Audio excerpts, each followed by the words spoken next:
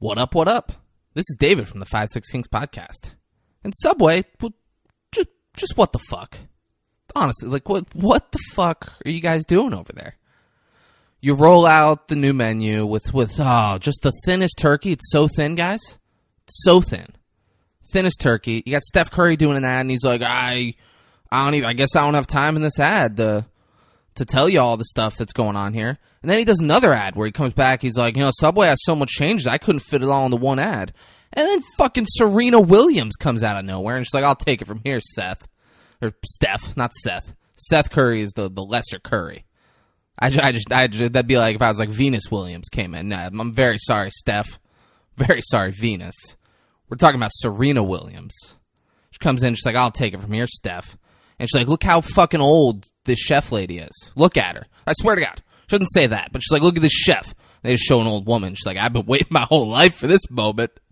And she's like, here's everything that Subway's doing, and she's hitting stuff with rackets, and it's ridiculous. But like, how much do you have to pay Serena Williams, Subway? It's just irresponsible. I'd love to go to one of your stock meetings, because I'm sure there's someone in the room who's like, guys, we got the 5-6 Kings doing this for free. Why are we paying Serena Williams millions of dollars? Serena Williams, guys, I worked at Ballin Isles Country Club in 2013. I was part of the buffet setup crew. It was me and a bunch of South African guys. It was very weird because about midway through working there, I found out I made more than all of them, and they were so much better and such harder workers than I was. I was like, this is fucked up. I made like $2 more an hour than all of them. It's fucking nuts. And they had to pay to live in some apartments that Ballin Isles put some up in, and they had to pay to be there. It's wild what they're doing over there at Ballin Isles. But Serena and Venus Williams came. They came to pay a visit to everybody, and we had a full staff meeting. Everyone who worked in the food and resort and fucking tennis department. We never met together. We all got together where the guy running the shit said, do not speak to or look at the Williams sisters unless you are addressed by them. I get don't talk to them. Don't go up and hound them, but don't look at them unless you're addressed by them. That's the kind of person you're in bed with, Subway. And this is the kind of shit that, like, it makes me think, hey, maybe I'm going to be a Quiznos guy. Maybe I'm going to go to King Sub in Palm Beach Gardens, Florida. They're a local branch. Oh, my God, there's so much meat on their sandwiches. I've been dying to get my hands on one of those sandwiches. But I'm fucking loyal, Subway. I'm fucking loyal, and I stick around. Because I know where my bread's buttered. You guys don't give us money, but I know it's coming. It's got to be coming. You wouldn't make us do this for so long and not give us money, Subway. And Subway, like, even though like you got Steph, you got Serena Williams, I need you to remember that you're good enough for Tony Hawk, and you're good enough for everyone listening to this podcast. Subway, eat fresh. Please give us money. This the Palm Beach County anthem. All my Palm Beach County niggas, y'all put them fucking guns in there and bust them shit. Bitch, I'm from Palm Beach County, this where I'm from. When niggas get gunned down and left sluts on the guns just for fucking round. This ain't a county for you bitches to come around. What up, and welcome to another episode of the 5-6 Kings podcast. My name is David Breen. With me, as always, is Braden Bullard. Braden. Hey. How are you? I'm doing pretty good, bro. How about you? I'm doing well. Yeah, nice. Doing well. You look great. Burnt the roof of my mouth yesterday. Oh, no. I did Subway. Fuck Subway. Fucking Subway. Publix. Limited edition. Cream of the crop. Mango habanero chicken sausage. Talk to me. I bought a package of those and cooked them.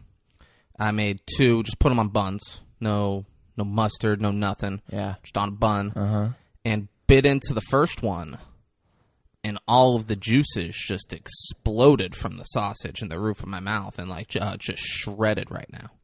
It's just shredded, so if I'm talking weird, that's why. But guess what I did right after I took that bite and just shredded the roof of my mouth? What would you do? What did I do? What you? Not what would I do. What did I do?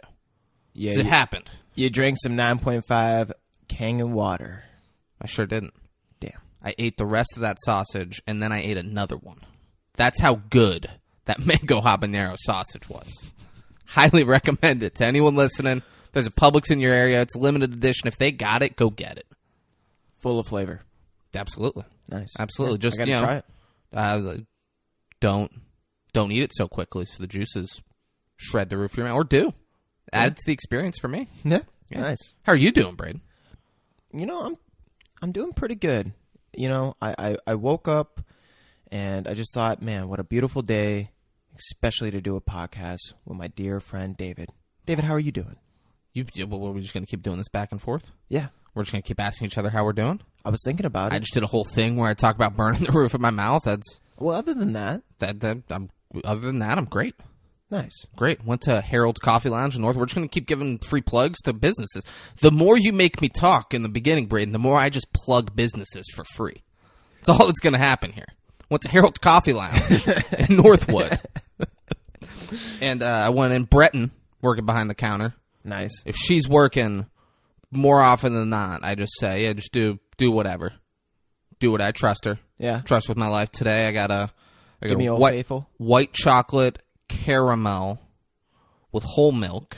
Okay. 2 shots of espresso. Mm-hmm. It's delicious. Nice. It's delicious. Yeah. Yeah. Now, do we want to plug more businesses for free, or do we want to? Well, I was going to talk about this my Fairlife protein shake. If maybe we got. I think Fairlife's doing all right. I don't think Fairlife needs us.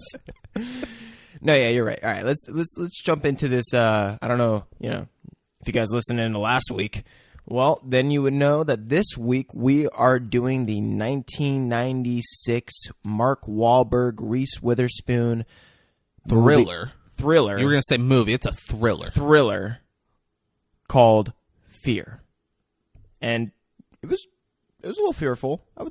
Right? It was edge of my seat nonstop. Yeah. Fear.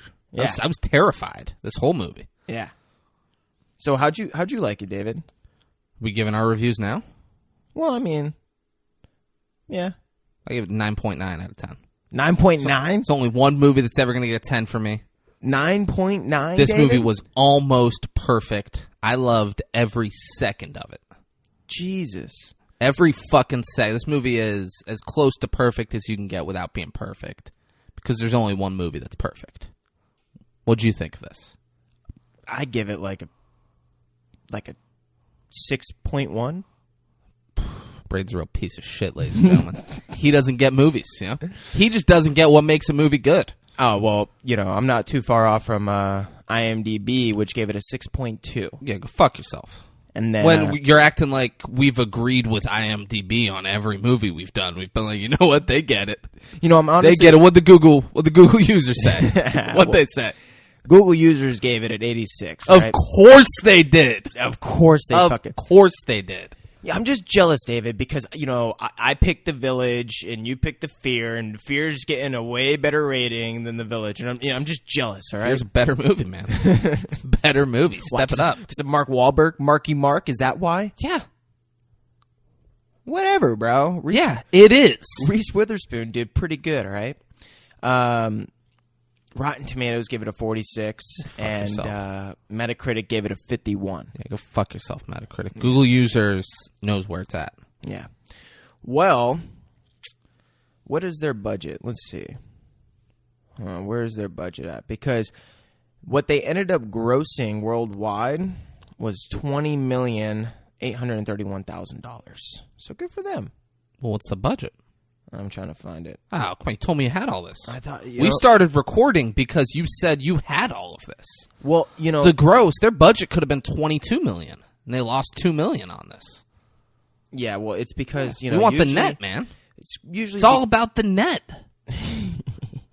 It was $6.5 million. 6.5. Look at that.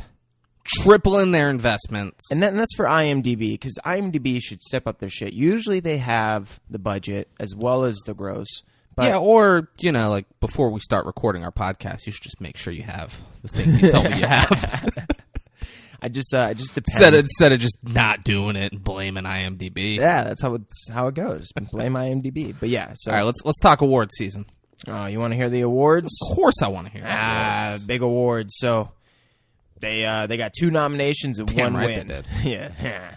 So one of the nominees was for the MTV Video Music Awards for Best Video from a Film. What Didn't song? win. What song? It was Bush Machine Head. Got a machine head. Yeah. Yeah, it's part of this is one of my favorite soundtracks. Yeah? Of any movie. Yeah, oh yeah. Oh, they had some good That classic machine throwbacks. head that I don't want to come back down from this cloud. Yeah. No, you're right. Great. They had that one song every time when she's getting fingered on the thing. Oh, we'll get to I that. can't think of what that song is. We're gonna pause it, and when we get to the point, I'll tell you guys the song. Nice. You know it, you love it. Hey, maybe it's in. No, it's actually the same. So, then the next nominee was for the MTV Movie Awards Best Villain, which was Reese Mark Witherspoon. Yeah. No, Marky Mark, and he was the best villain. Yeah, he did pretty. What year was this? 1997. Well, the award. The award was 1997. Well, that was a nominee, so they didn't win that award. But what they did win was for the MTV Movie Award Best Movie Song, which is Machine Head. Yeah. So That's the best song in the best movie. So they won it for the MTV Movie Award Best Movie Song, but they didn't win it for the MTV Video Music Awards. Okay, all right. Yeah, 2 different. It's the VMAs and the movie awards. Yeah. VMAs, I forget what the thing is, but the movie awards, it's like a golden popcorn thing. Yeah. Yeah. So I'm gonna obviously- need you to pause this podcast right now because I need to look up who won the best villain for the MTV. It's 97 awards. Absolutely. All right, guys, bear with us for a second. Go to Subway. It's breakfast time right now. Let's go to Subway, get a delicious breakfast. And we're back. And guys, you're not going to fucking believe this. Jim Carrey won it for Cable Guy, which, out of spite at this point, we will never do Cable Guy on this show. Good. We're setting the tone right now. We are never going to do Cable Guy because Jim Carrey not only beat out Marky Mark, but he beat out Robert De Niro Disgrace. for The Fan. Oh, my God. I mean, get the fuck out of here, Jim Carrey. Yeah. What the so fuck? Cable Guy blacklisted from the 5/16. When Jim Carrey calls us, begging us to do Cable Guy, begging to come on for us to do Cable Guy, we're gonna say, go fuck yourself, Jim Carrey. Yeah. We're not doing it. We're gonna have Marky Mark come, and we're gonna do Fear a second time. We're gonna have him talk about how close this character was to him, so it just made the role easy. Yeah. You know? Mm-hmm. All right. Oh, and real quick, before we get deep into it, I want to give you a little trivia that I found on IMDb. Why? Because IMDb did it for me, right? So during the movie, anytime David or Nicole say, I love you. So David is played by Mark Wahlberg. Nicole is Reese Witherspoon. Yep. I love you to the other never says it back. We look at that. You know what? Yeah. Yeah. How about that? Speaks volumes to what How ends up about happening that? in this film. Yeah. Mm-hmm. All right, we gonna start this? Yeah, let's start it off. All right, guys. Movie opens up. It's they're in Washington. They don't show downtown. Later, they show Seattle, so you know it's Washington. But it's like cool, woodsy on a body of water. It could be a lake. Could be Pacific Ocean. Who knows? I don't know. My water noticing Dope days are property. long gone. Oh, it's a beautiful house, Yeah. right on the water. Reese Witherspoon's in the shower. You don't see anything. It's all steamy and stuff. It's great. Nice. Dad, who fuck the actor. It's Dad. He's Dad. He's Mr. Walker. That's all. We're not doing these actors. Dad's running through the woods. He runs up to the guard gate and he says, "Hey, Sammy," or whatever the guard is. There's a security guard for their neighborhood. Runs up to him and then runs back. Dad's just sprinting. Yeah, he's not like out for a nice jog. He is sprinting there and back, and it's far. Yeah. It's not a close run, and he never loses stride, never stops sprinting. What I like to Brain, think is Brain, that... was it good for him? Because every other movie when someone runs, you say it's good for him. You know, it was good for him, but really him slowing himself down at the end was bad for him. All of his dynamics were really off. But what I like to think is he imagined some crazy shit in his head the entire time that he was running. I don't know. Maybe it was someone's trying to kill his daughter or something, and he's just like, all right, I gotta... Or maybe like... there's just nothing in the movie that would make me think that would be a concern of his. Yeah? Yeah, I can't imagine that was going through his head at any point. I mean, he's running for, like, he's sprinting. Yeah, no, but there's like someone's trying to hurt his daughter. Like he's not overbearing, overprotective, anything like that. Like nothing about this character makes me think that would be something he's concerned about. Well thought out. You know? Yeah. Yeah. Yeah. It was dumb. It was dumb what you said, Braden. It's just like, something's got to be motivating him. Speed. He's got a need for speed. So he races. Dog comes out. They got beautiful German Shepherd. Second, Denzel Washington's dog in his German Shepherd in American Gangster's better, but this is the second best German Shepherd I've seen in film, hands down. And he raced the dog. He beats him to the paper. And he's like, I've eaten tougher dogs than you for breakfast. Let's go inside. And they go inside. He's sitting at the breakfast nook, eating his breakfast. Reese Witherspoon comes out, goes into the fridge. She's wearing like a short dress, real small. Yeah, like some flowered dress. Yeah, real flowered. Like not super like sexy, sexual, but no. Yeah. But it's a small dress. And he's like, oh, he's staring at her. She goes, what, Dad? He goes, nothing. It's like, I was just thinking maybe Laura could take you clothes shopping. Laura's his girlfriend who's there. And Laura says what she has on is brand new. And he goes, huh, just feel like that would have fit you when you were 12. And, like, Reese Witherspoon was like, yeah, so what? Like, they kind of argue back and forth, and then she leaves, and he goes, have a nice day, Nicole. And then Laura's son comes in. Laura's son's, like, 7. Comes and sits next to him. He's like, hey, Toby, heard you. Oh, he's blowing a dog whistle. His dog whistle, and the German Shepherd runs up to him.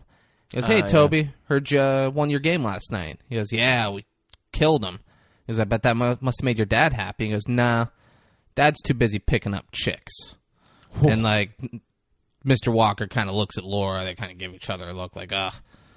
And then he's like, hey, can you take me to school? Your car is so much cooler than my mom's. And he's like, I'm busy. He goes, please, Dad. And he goes, okay, go get your stuff. The kid runs to get his stuff, and he looks at Laura. He's like, you called me Dad. Yeah. Gotta do something sweet when he calls you Dad. Yeah, so just a quick, like, they're just giving the dynamic. Nicole's his daughter. Toby's her son. Whatever. They're both divorced parents. They each had a kid. No, and it shows him in the office. I gotta say, the dad's got some swag. I mean, especially for the 90s. I mean, you know, he's got some swag. He's got the dope sunglasses. He's at work, just pimping it. Pimping it? I mean, it's not like he's pimping it. He's got the swag. You know what I'm saying? If you guys watch the movie, you guys know what I'm talking about. The man's got some swag, some dope old 90s swag, especially for a dad. But then we end up with Reese Witherspoon and her friends, and one of her friends is very famous. And if you don't say the name, it's going to drive me crazy. Whoa, now I got to know the name of all the actors. It's Alyssa Milano. Yeah. So no, like, because you do weird shit where you like look up who played the nothing character who's been in nothing else, and you're like, oh, it's this guy. Yeah. Where, like, Alyssa Milano is very famous, very well known. People recognize the name and recognize her. You've got to say, if Alyssa Milano's in a movie we're doing, you got to say the name. Sorry, David. Yeah. Yeah. Her other friend is a fucking nobody, and we won't say his name. He's Gary in the movie, and that's who he's going to die. He's Gary. So they're at school and they're talking. She's like, "We got first period English," and Gary's like, "What do you want to remember about your life?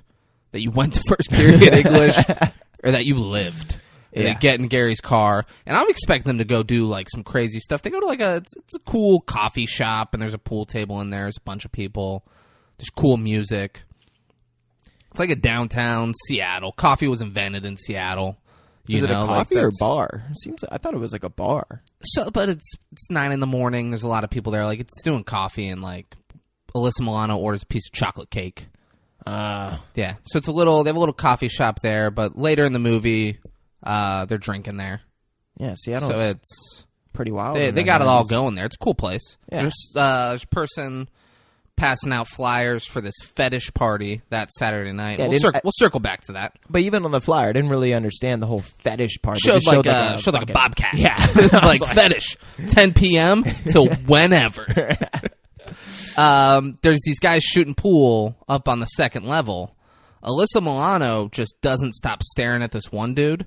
And he's like a rough looking, like, could be early 20s, could be late 40s. You have no idea looking at this guy. Yeah. And he's just rough. He's kind of out of shape.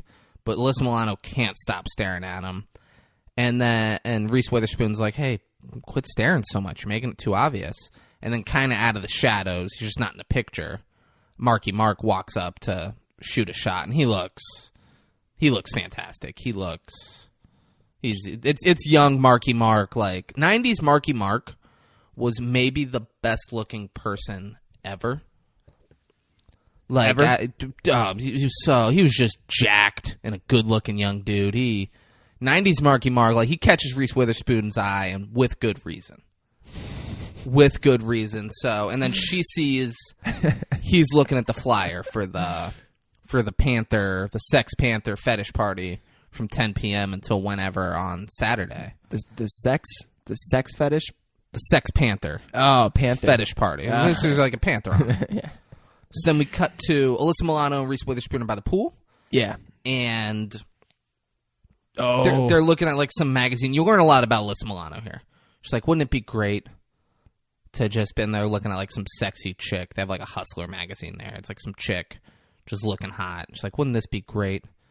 She's like, I don't want men fantasizing. Reese Witherspoon. I don't want men fantasizing about me. And she's like, I do. She's like, that's power. Knowing that men are fantasizing about you. Man, this is fucking great. Yeah, and it's like the devil on one shoulder and the angel on the other. Yeah, it's like finding a common ground. So Alyssa Milano's mom comes in, and you kind of realize like, oh, Alyssa Milano's got like some trouble shit going on. Like, yeah, mom walks out. She's like, hey, I'm leaving. There's food in the fridge. There's money on the counter. I'm gonna be staying at whatever hotel in Jim's name or whatever the fucking name she said. Reese Witherspoon goes, who's Jim's? Like, some dude mom's banging. He's going to buy her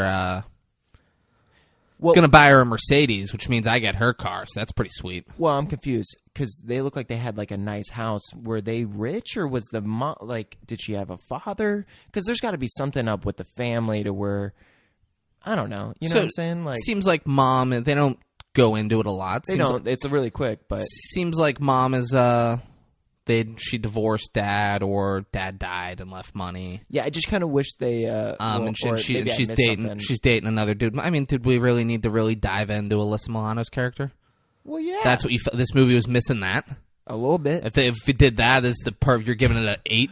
Well, I don't want to spoil anything, but I felt like she had. So don't spoil anything. No, but psycho. No, I wasn't going to spoil anything. I just felt like she had a lot of character without as much backstory. So we know she lives alone with her mom, and mom's dating some dude and going to San Francisco. The dude and she's money. Like rich. Dude has money, and Alyssa Milano's like, yeah, just fucking. Alyssa Milano doesn't like the dude. She's like some old loser that my mom's having sex with. But yeah, he's rich and he's gonna buy her a Mercedes. I didn't know that. Yeah, she's kind of just like whatever. Like she's kind of like a latchkey kid. Yeah, I didn't know. She's no one. Yeah, you know about latchkey kids. No, but Braden. She's like, yeah. You don't fucking know what I'm talking about. I'm assuming your interpretation of like the way you're saying it. Alyssa Milano seems like she had to take care of herself most of her life. That's what I got from it. Yeah. She took care of herself, and now she's just looking for men to fill that void and be the nurturer and caretaker for her. Yeah. So Reese Witherspoon is in the car with her dad. Her dad's got a fucking beautiful... Now I feel a lot better about her. Beautiful red... a cherry red convertible. And they're driving through like the hills, and she's like, Dad, do I have to... Oh, so Alyssa Milano earlier was like, you going to go to that fetish party? And she's like, nah, I got to go see James Taylor at the pier with my family. Which... Yeah, if I had to not go to some fetish party because I was going to see James Taylor at the pier with my family, I'd be like, it's a solid night. Yeah. I've never seen James Taylor live. I imagine he's amazing live. And I'm sure there's going to be another sex fetish party at this exact venue. Dude, those Panther fetish parties, it's like every Friday night or something. Yeah, they stick around. 10 till whenever. Yeah. She's riding. She's like, I don't really want to go. And she's like, no, it'll be important. Or she said, do I have to see him again? It's like, again? When have you seen James Taylor before? Yeah. And she goes, 1985. You, me, and Mom. And he's like, you were 6. She's like, yeah. She's like, I didn't forget. She's like, I guess you just blocked it out. He's like, I didn't block it out. I have 40 years worth of memories I have to try to remember. And then, like, they kind of joke around, and it ends on a good note where it's like, all right, I'll go. It's going to be you, me, Laura, and Toby, the new family. We're going to go have a good night. And then they get back. She's like, hey, Laura, can I help you in the kitchen? Laura's making something. Laura's like, yeah, grab the fruit out of the fridge. She's just dropping fruit, too. I don't know. Dropping it. Fucking, fruit are going everywhere but on the floor. It's like a fun, like, oh, the family's making stuff in the kitchen together. Look how happy we are. And I would have been pissed about the fucking apples. God damn it, Reese. What the fuck? Be great if Laura's like, well, go get clean apples. What are you doing? We're not fucking eating those. Dad goes into his office and he's on the phone and he's like, oh, I got plans tonight. He's like, all right, no, if it needs to be done, it'll be done. I'll hop on a plane. And then he walks into the kitchen. He's like, hey, I'm going to Vancouver. We're about to lose a client. I have to go over there and keep it. And Laura's like, dude, what are you? This was your idea, Steven. She's like, what? Come on. It's like, this is bullshit. Like, work's always going to come first. Like, they kind of argue. Reese Witherspoon walks past him and goes, you're right. It's just like old times, Dad. And then Dad punches a captain. See, to this... Just like, he hadn't built up his anger to that point to where it felt like, oh, he's probably going to punch something right now, to where, like, I genuinely jumped when it happened. I was like, oh, shit. I forgot that was happening.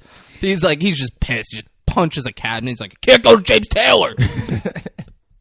That whole scene, though, made me feel so conflicted with, like, I don't know whose side I choose to be on in that family scenario, because I'm like, this dad does work all the time. And then he's around the family a lot still. And, like, he's planning a vacation for them while they're basically on fucking vacation. Like, they're living in the dopest house on the water with mountains all in the view. Like, you were on vacation, and now you're planning another vacation, and because he has to go do something for work related, they're like, fuck you, Dad. I'm like, I'm on the dad's side, personally. I think I'm on the dad's side. I mean, you're wrong. Yeah? Yeah. Dude, so, like, talk to, like, divorced kids who, like fucking dad just threw money at them and didn't really love them and, like, made all these grandiose... But that doesn't seem the case with him. Made all these grandiose plans. Like, yeah, no, it's going to be great. We're all going to be together to do this. And it's like, you know... I agree with you for that. Work came up. Like, my hands are tied. Have fun, though, kiddo. I got to go. Like, no, like, fucking... Just because he makes a lot of money at his job doesn't mean, like, oh, you just get a free pass. Yeah, but you get a free pass. But he's there Just constantly. make all these plans, have us cancel our plans and not do stuff we want to do because your idea was to go see James Taylor at the fucking pier, and then right before be like, hey, I'm going to a different country. Like, yeah, money calls. I gotta hop on a plane, I'm not with your fucking family. Oh, I would say, I'm sorry, do you want to keep living in this $1 million home on the edge of fucking... I'd say no. I'd rather have a relationship with my father. Then what? Touche. Then what? Be like, I don't care where we live. I want to do stuff with my family. Well, I guess my point is, he just seems like he's still in their lives so, prevalent to the point to where it's like, oh, okay, it's not, I don't know, maybe they should have built it up a little bit more to where he's more of a dick in the beginning. This is them building it up. And then later, you really agree with him on things where I'm like, oh, you're really wrong, dude. All right, let's really wrong. Yeah, let's see it. So now she's in her room. And this is where the seeds are getting planted, where, like, Dad lets her down, Dad fucks up. So now she calls Alyssa Milano, and she's like, hey, I'm in. Let's do this fetish party. Dad pissed me off. Yeah. He gave me everything I ever wanted besides this one vacation where he was supposed to go with me. So let's go to a sex fetish party instead to get back at my father. Dad did not give her everything she ever wanted. I mean, basically. You're going to hear when she talks with Marky Mark here in a second that... She had to live with her mom in San Francisco who had like really bad depression and mental health issues, and Dad wasn't answering the phone when she tried to reach out to him. So she said like this in the club? So like now she's living with Dad in Washington, but they don't really know each other because they haven't had a relationship for most of her life. They talked about this in the club? Not in the club. We'll get there. Okay. So they're at the fetish party. Nothing about this party seems fetishy. Yeah. Nothing about it. It's people. It's techno music. People dancing. There's two dudes making out. Yeah, I don't know if they're like people, but I don't know if they're like, oh, we'll have two dudes making out because homosexuality is a fetish. Yeah. I don't know if that's what the writer did, but it's just people dancing, having a good time. Alyssa Milano sees The dude but- rough dude from the coffee shop. in the same exact clothing as well. He might wear those clothing every time he's on. Yeah, every scene. And he's dancing over there. She sees him, and she's like, I'm going to go over there. Reese Witherspoon's like, I'm not. And she walks over, and she's dancing with the dude. Reese Witherspoon's kind of standing off to the side, leaning up against a post. Marky Mark's on the other side of that post. Comes around the corner and goes, hey, you're not dancing. And she's like nodded. She's like, yeah, I know. And like he's just staring at her with these fuck me eyes, like, and it's quiet. And she goes, neither are you. How come? And he goes, how come what? She goes, how come you're not dancing? He goes, 'cause nobody's asked me yet. Like, he's just so fucking smooth. I'm like, man, Marky Mark has just got it. And before they go dance, there's just a fucking fist fight breaking out with everybody. There's no, I don't get what's going on. There's people fist fighting, and Marky Mark's like, all right, follow me. That was part of the fetish. That was part of it. It was fist fighting with helicopters, because he's like, follow me, and they like go out and they get up on the roof of this building, and there's police helicopters like surrounding it. Like as if this wasn't an establishment that paid their fucking taxes or something. Like, I mean, it might not have been. Yeah, you think this huge? It could just be an abandoned warehouse for all we know. With fucking DJs and lights set up and fucking production. Look at this fucking place, bro. This place is nice. Doesn't mean they own the building though. So like we don't know. We don't know if this is a nice establishment that pays their taxes. With that was a crazy fucking people in that there. was a crazy stretch for you to go to though. This is a nice establishment that pays their taxes. It's a big warehouse down by the water. It's crazy. It's crazy. But it's all like very like set up to make it like a club scene. That's how you set up your fetish parties. Yeah. Yeah, that's how every single fetish party gets set up. So they're up on the roof, and Marky Mark finds a fire escape. He climbs down it, and then he's like, all right, come on, Reese Witherspoon. Come with me. And she's like, I don't know. It looks, and it's weird because like it looks like the ladder goes all the way down, but before she drops off of it, there's a big group of people on the roof going the other way now. And there's people running fucking everywhere. But she's Alyssa Milano, and she's like, "Hey," and Alyssa Milano's like, "I'm going with him. I'll see you later." I'm going with the dude who looks like a serial killer. Because Alyssa Milano is looking for just a man to make everything okay in her life. Oh, that's what she wants. It's what she needs. So like Reese Witherspoon, apparently the ladder is like 6 feet away from the thing because she jumps off the ladder to Marky Mark. Yeah, and I thought it looked like it went all the way down. It did. So it looked like it did, but it must not have. Yeah. Or she just didn't feel comfortable in her climbing abilities and like, you know what, I can jump real well. Yeah. I can jump real well. Yeah. So they do that. Then they're in Marky Mark's car, and he like pulls up. He drives like through a park on the water. It's a nice little area. And then this is where she says something about like, oh, isn't this the model car that they found blowing up? And he's like, that's why I bought it. I just saw it sitting there in the junkyard, all alone, nobody to care for it. It's not its fault that it was put together wrong. Oh yeah, it's so fucking like, you're like, man, this kid is adorable. Yeah, it's great. Yeah. So then they're sitting on a bench. She's talking about like how hard it was not having a relationship with. Oh yeah, this is with her dad and how mom whatever, and he's just like, must have been hard. And then she kind of like looks at him because like for Reese Witherspoon, this is huge. She's never had someone to just listen to her problems and be like, you know what, that must have been really hard for you. You're a really strong person for going through that. And Reese, she's just eating it up. Yeah. She is just eating the fuck out of this. Yeah. And she's like, what about you? What about your parents? He's like, they're still back east. Because I guess they never say he's from Boston, I don't think. But, like, Mark Wahlberg has such a thick Boston accent. Like, there's no way you can believe. He's like, I grew up in fucking Huntington Beach, California. Like, they'd be like, no, you didn't. Dude. Get the fuck out of here. So he's like, it's still back east, but it's weird. Like, they never fought. You know, like the only thing they would ever argue about is whether to have mashed or stovetop. Like just that she laughs. She's like, ah. She's like, I should get going. My curfew's midnight. And then he looks at her watch and like fucks with the time to make it look earlier. And I thought when I first saw this that he set it back 6 hours, and instead it was like 30 fucking minutes or something. No, so this one he set back a few hours. Oh, okay. Yeah. It was this okay, one, yeah. Marky Mark, Braden's blowing the future. Marky Mark. So for a while, you're just like, he's just like Dennis the Menace. He's not doing anything serious. All he's doing is fucking with people's clocks. Like, that's not that big of a deal. I promise it gets better. So he sets her watch back, and he's like, I was always raised that if something seemed too good to be true, it probably is. I'm just trying to figure out what your flaw is. And like they say some more cute shit back and forth, and he goes in and kisses her. And then starts to reach low, and she stops him and goes, I guess you found my flaw. And he goes, that's not a flaw. That just makes you even more perfect. Or that's something that makes you even more perfect. It's something for me to admire and respect. David's looking at me in my eyes as he's saying this. But like Marky Mark just fucking laying the groundwork like nobody else could. How like...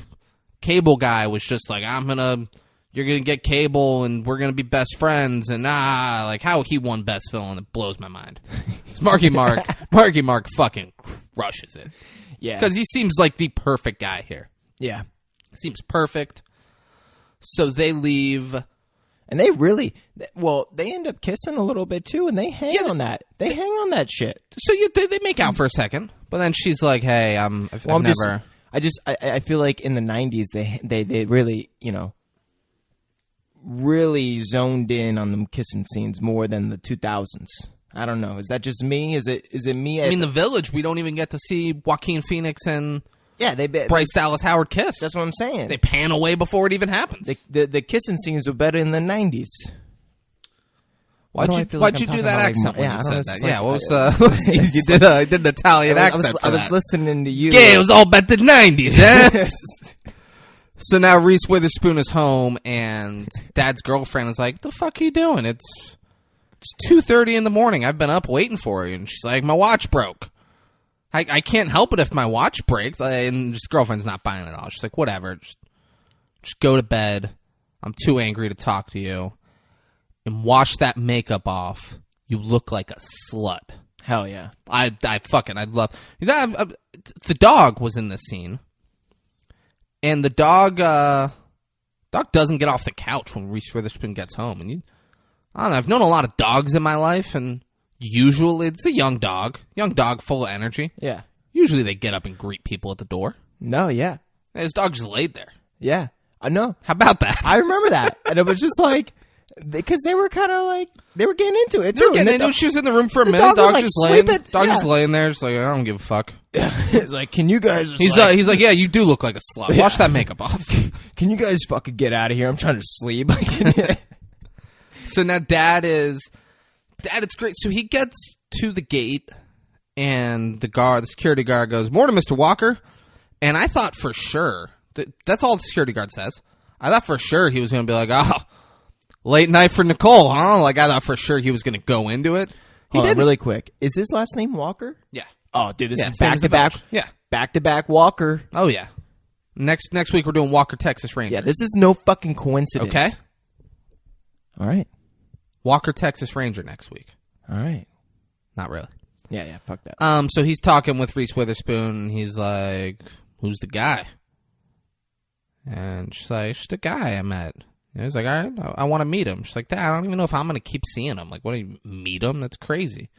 And he's like, okay. And he's like, 2 weeks, whatever, yard and trash. Like, you got to do the fucking gardening at the house, and you got to take the trash out. Got to do the chores. He's like, that's your punishment, 2 weeks of that. He's like, and I want you to apologize to Laura for getting home so late. Dad's like, I want you to go apologize to my girl. Yeah, and she's like, what? And she's apologized for calling me a slut first. Yeah.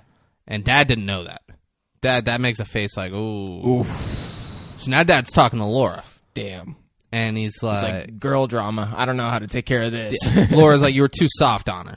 2 weeks of gardening and trash. She's never gonna respect you. Kids need strict boundaries. Like, is that why you called her a slut? And she said, I didn't call her a slut. I said she looked like a slut.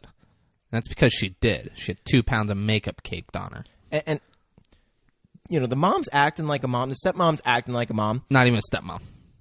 Yeah, girlfriend is acting like my mom. But Your mom? No, well, the stepmom, mom. But she's a baddie. All right, you guys go watch this just because. Brayden, you talk like a 17-year-old sometime. I do, Dude, so like we have people listening to this who will not know what you mean by baddie. She's really good looking. Yeah, she's a hot lady. She's hot. Yeah, she's really good looking. Baddie. She's stepmom is. I'm hip, fucking, bro. I'm fucking hip. gorgeous. Yeah, great looking lady. So yeah, then we're back at the school. Some moms are good looking, dude. Yeah. Some moms are baddies, you know. But usually when they're so strict, they're not as bad, and that's why I was making my point. Like, she's coming off very strict, but she is just a fabulous looking woman. So yeah, I just thought I'd It's back at the school. throw that in there. Go comment underneath. Yeah. Let me know if you guys agree. No, you pick things that no one's going to comment on. By the way, I'm just trying to. is she good? Yeah, she's good looking. What do we? We just want a bunch of comments on our thing, being like, Amy Brenneman is very attractive. Dude, she deserves the compliments, bro. Go flood. She knows. Go flood the comments. She knows. section. She doesn't want fucking losers on Instagram being like, "You're so hot." Maybe she'll adore it and she'll give us her support and share our podcast on her fucking. Does she have social media? I don't know. Dude, Amy Brenneman's all over that social media. Oh, okay, good. All right, so we're back at the high school. Gary's walking out with Reese Witherspoon, and all these girls that we don't know who they are. But hold on, so Gary asks her if everything's copacetic. What does that mean? So in the year 1996, which is when this, like, everything good, everything cool. In the year 1996, the song "Copacetic" by Local H came out. Ooh. And, just don't get it, you keep it copacetic. That song? I think I've heard of it. Braden's never heard of it. Braden's entertained it. They don't play that song once in this movie, but I can't think that's a coincidence. Yeah, they got Copacetic's got to be. Local H probably has ongoing lawsuits with this. Like, you guys made 3 times your investment. We're going to need to see some of that money. And she's like, yeah, I got whatever, 2 weeks of gardening and trash duty. And then Marky Mark's parked out front. And she goes up, gets in his car, and there's other high school girls that are just staring them down. Like, the fuck is this? Like, who's the dude, Nicole? Because Marky Mark does not go to high school. He's older. Does not go to high school. Now they're so she goes with them, they kiss, and they're at the place where she first saw him. They're playing pool and kind of keeping their distance a little bit, and then she looks over, and Alyssa Milano and Marky Mark's rough-looking friend are just eating each other's faces. Now, how do you think that went over for her? Do you think she got, like, paid more? She's like, I don't know if I want to just be making out with this fucking dude the whole movie. We got to put in something in the contract where... You know what I think. Subway needs to pay us? No. Well, that's a stretch. How would I have just gone that far? So, I think Alyssa Milano, this movie was based off of Alyssa Milano's life. Ooh. And she was like, yeah, no, I gotta... No, break it down. She's like, this is my thing. I'm not breaking it down. That's based off... dark. This movie was based off... So Alyssa Milano was playing Alyssa Milano in this movie. Oof. So, like, she was like, yeah, no, this is my thing. I'm gonna make out with this dude. And it's gonna get way, way more traumatic later on. But right now, I'm just gonna make out with this dude. Now, is that what you think or you know? Neither, dude. It's a joke. No, I know. It's a joke. When I make a joke, you laugh, Braden, all right? That's how this podcast thing goes. Well, I wanted people to go comment underneath to let us know. Yeah, no one's going to comment on our shit. Nobody. But I want them to. Nobody. All right, the comments we're going to get are that we need to promote this on Reality Records. Fuck Reality Records, And then bro. I respond saying, can I borrow like $30? Yeah, because it costs like $30 to promote Costs about $30 Records. to go on Reality Records. Yeah. The email is like, for $30, we'll post you on our thing where no one follows us. We have like 1 million followers. None of them are real people. Do you remember I'm Schmacked from high school, where it blew up, where these college kids went to college towns and recorded them getting fucked up with other college kids and then selling merchandise and making a bunch of money off of it and stuff like that? It was on the news and everything. The kid, they ended up getting really famous. I ended up working for the main creator, for one day. The main business that they do is they hit up girls that follow them and ask them, hey, do you want us to promote you on our page? But if so, you need to pay us $100. So you just message like 1,000 girls a day, and usually like 1% are like, yeah. Usually like Alyssa Milano type girls are like, oh yeah. Yeah. Having guys fantasize about me, I'd pay $500 for that. And then I went home after the first day and I said, oh man, this is no, I have a lot of, respect for women, and I just thought, this isn't good work. This isn't the Lord's work, and I can't be doing this. So I quit because I respect women. You respect bitches. I respect bitches. Thank you, David. So seeing her friend make out with old grossy, grimy looking guy. Her and Mark Wahlberg kind of like shrugs at that. She laughs, and then they're outside up against a brick wall, and Marky Mark's they're making out. Just wish David would hold me like the way Marky Mark holds Reese. Do you, though? Yeah. Yeah. All right. So then they make out. They make out, and then he's like, I want to meet your family. No, but he doesn't say it like that. He goes, hey, Nicole. She goes, yeah. He goes, I want to meet your family. Like, all right. Next scene. Marky Mark's at Reese Witherspoon's house. He meets the dad. The dad is like, so do you go to school with Reese Witherspoon? And he's like, nah, maybe UW next year, but just kind of working, checking out my options. Checking out my options, weighing my options. And he's like, you must be Toby, to the little brother. He's like, you're way bigger than Nicole said you were. He's like, just like kind of ruffling up, getting in good with the little brother. The dog comes up and licks him on the face, and Toby goes, that means he likes you. And he goes, well, tell him that the feeling is mutual. And he's petting her. And then the stepmom comes out too. She comes out and she's carrying like trees or something, and she's like, I need help. Gardening stuff. She's like, Nicole, I need help planting these. And he's like, I used to work summers at a nursery. Maybe I could give you a hand. And Toby goes, can I help? He's like, I couldn't do it without you, little man. Like, he's just so fucking good with the family. Yeah, everyone loves him. He's over there helping. Reese Witherspoon's like, oh, I'm going to go get ready. Thank you, David. And he's kind of flirting with the mom, and then looks over. Reese Witherspoon looks at him, and he winks at her. And the dad's like pleasantly surprised, I guess you would say. Well, first interaction, he's like, oh, he's a nice kid. Yeah. There's no reason for me to dislike this kid right now. So now dad's working in his office, and Mark Wahlberg walks through. He's like, oh, can you tell me where the restroom is? He goes, oh, it's right there. And he goes, okay, I'm not interrupting anything, am I? And he goes, no, not at all. Not at all. Go ahead. So he goes to the bathroom. Alyssa Milano walks in too, and she's like, we're going down to the boardwalk where there's a fucking whatever. And it's like, you gonna come, Mr. Walker? Or she calls him by his name. You gonna come, Steven?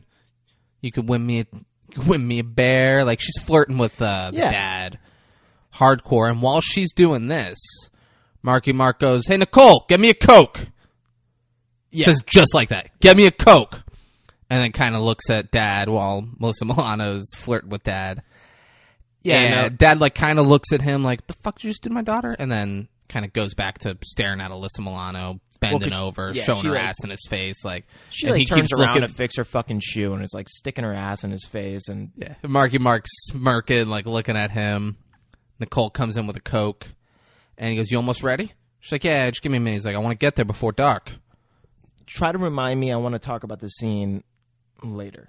I kind of want to bring it back up. And just like I'm a short thing. If I don't want to do anything. How am I going to remind it? When do you want to bring it back up? Later. Like at the end of the movie.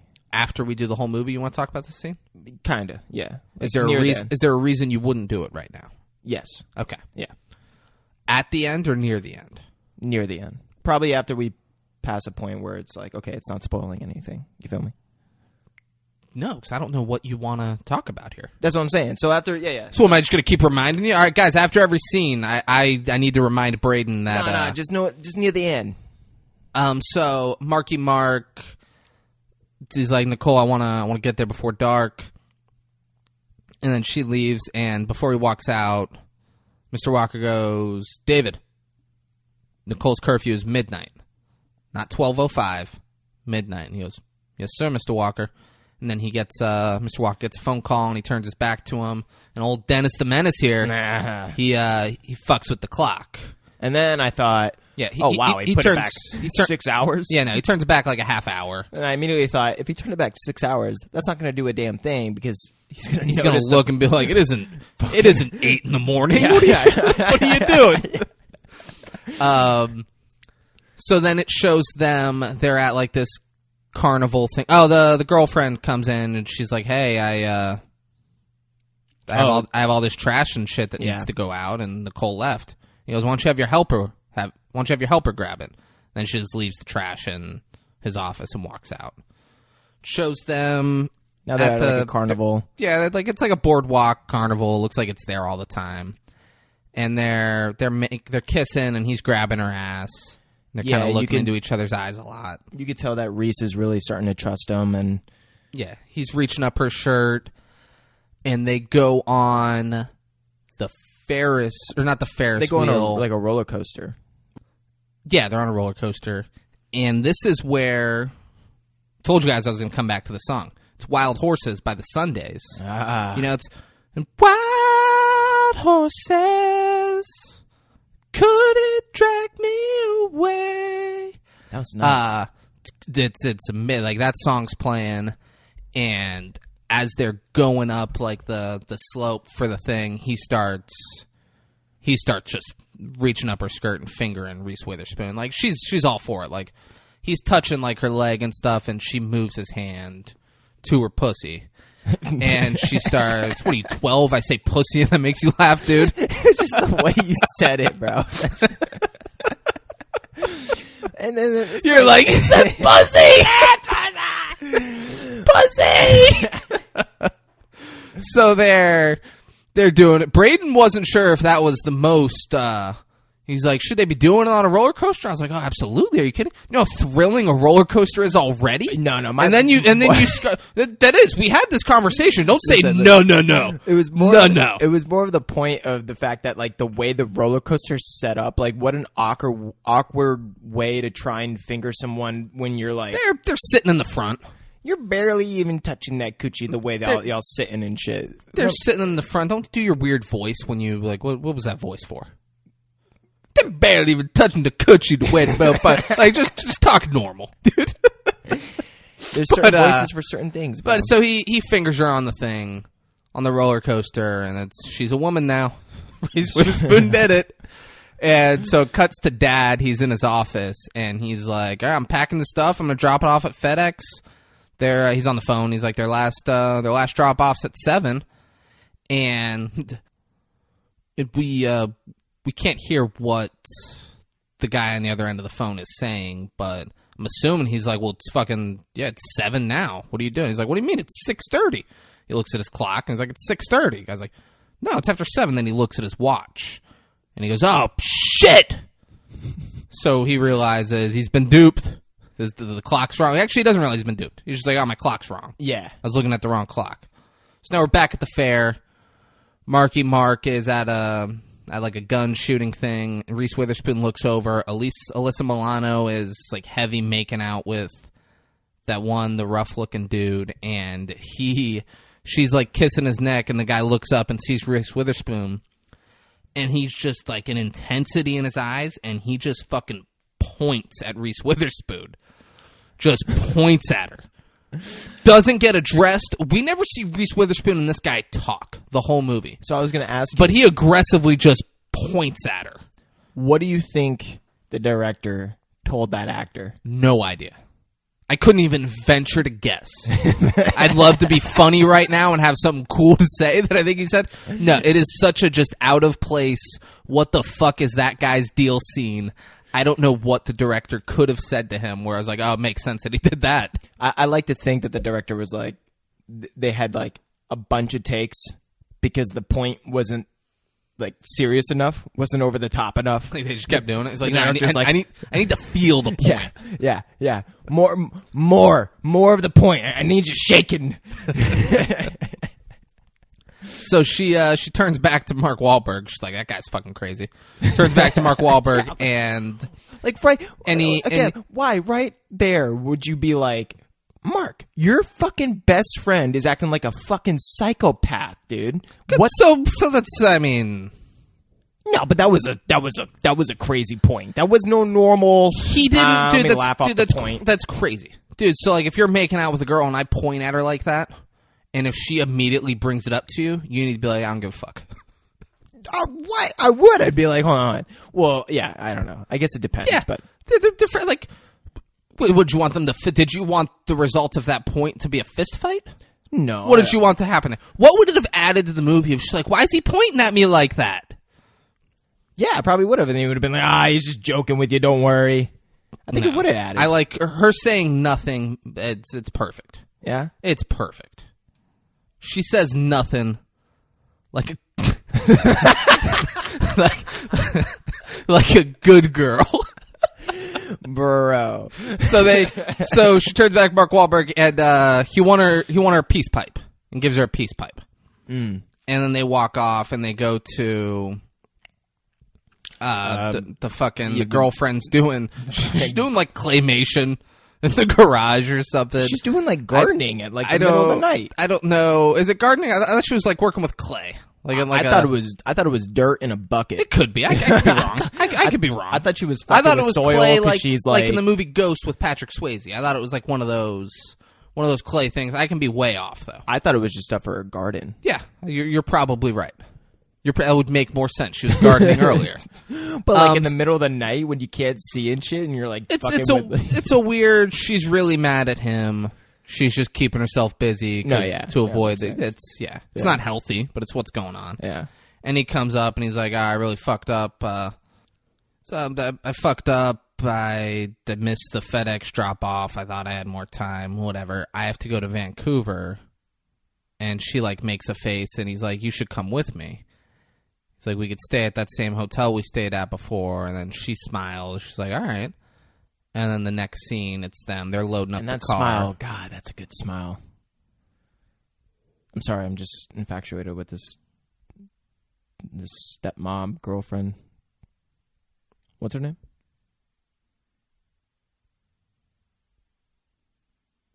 So the next scene, they're packing up the car, and Reese Witherspoon and the little brother are out front. And he's like, order Domino's. Well, shout out to Domino's getting on the thing. Like, order Domino's, no one but you two in the house. Blah, blah. Like, we're going out of town. No parties, you two. Like, what? Just that whole, we're leaving. Be safe. Take care of the house. Get along. Smile. And then Reese Witherspoon does, like, a big fake smile. Then she's laying in bed. She calls Mark Wahlberg. He's in a car with, like, 5 dudes. And he's like, hey, Nicole. She's like, hey, my parents are going out of town. You should come over. And he's like, I told some friends of mine I would help them, and like they're up to no good in this car. We never find out what they did, but it's nothing good that's going on in that car. But I can come by after, and she's like, yeah, the code is 1432. Just let yourself in. I'll be in my room. And he goes, okay.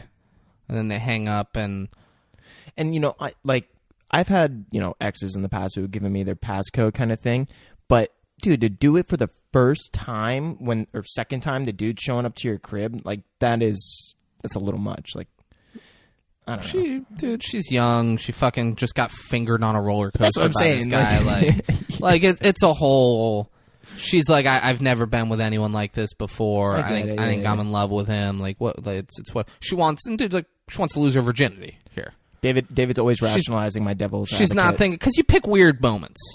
if you picked weird moments Well, it's and not that weird. That's a pretty. but like you pick moments and it's like you're not being over the top crazy toward it. Like, Well, here's another little thing I just like remembered. where does she get off doing like if you got weird like that, it'd be fun. But you're like, it's not safe to give the passcode. I'm like, well, whatever. It's a movie. True. No, yeah, you're right. Here's another thing I just remembered. How to get through the gate.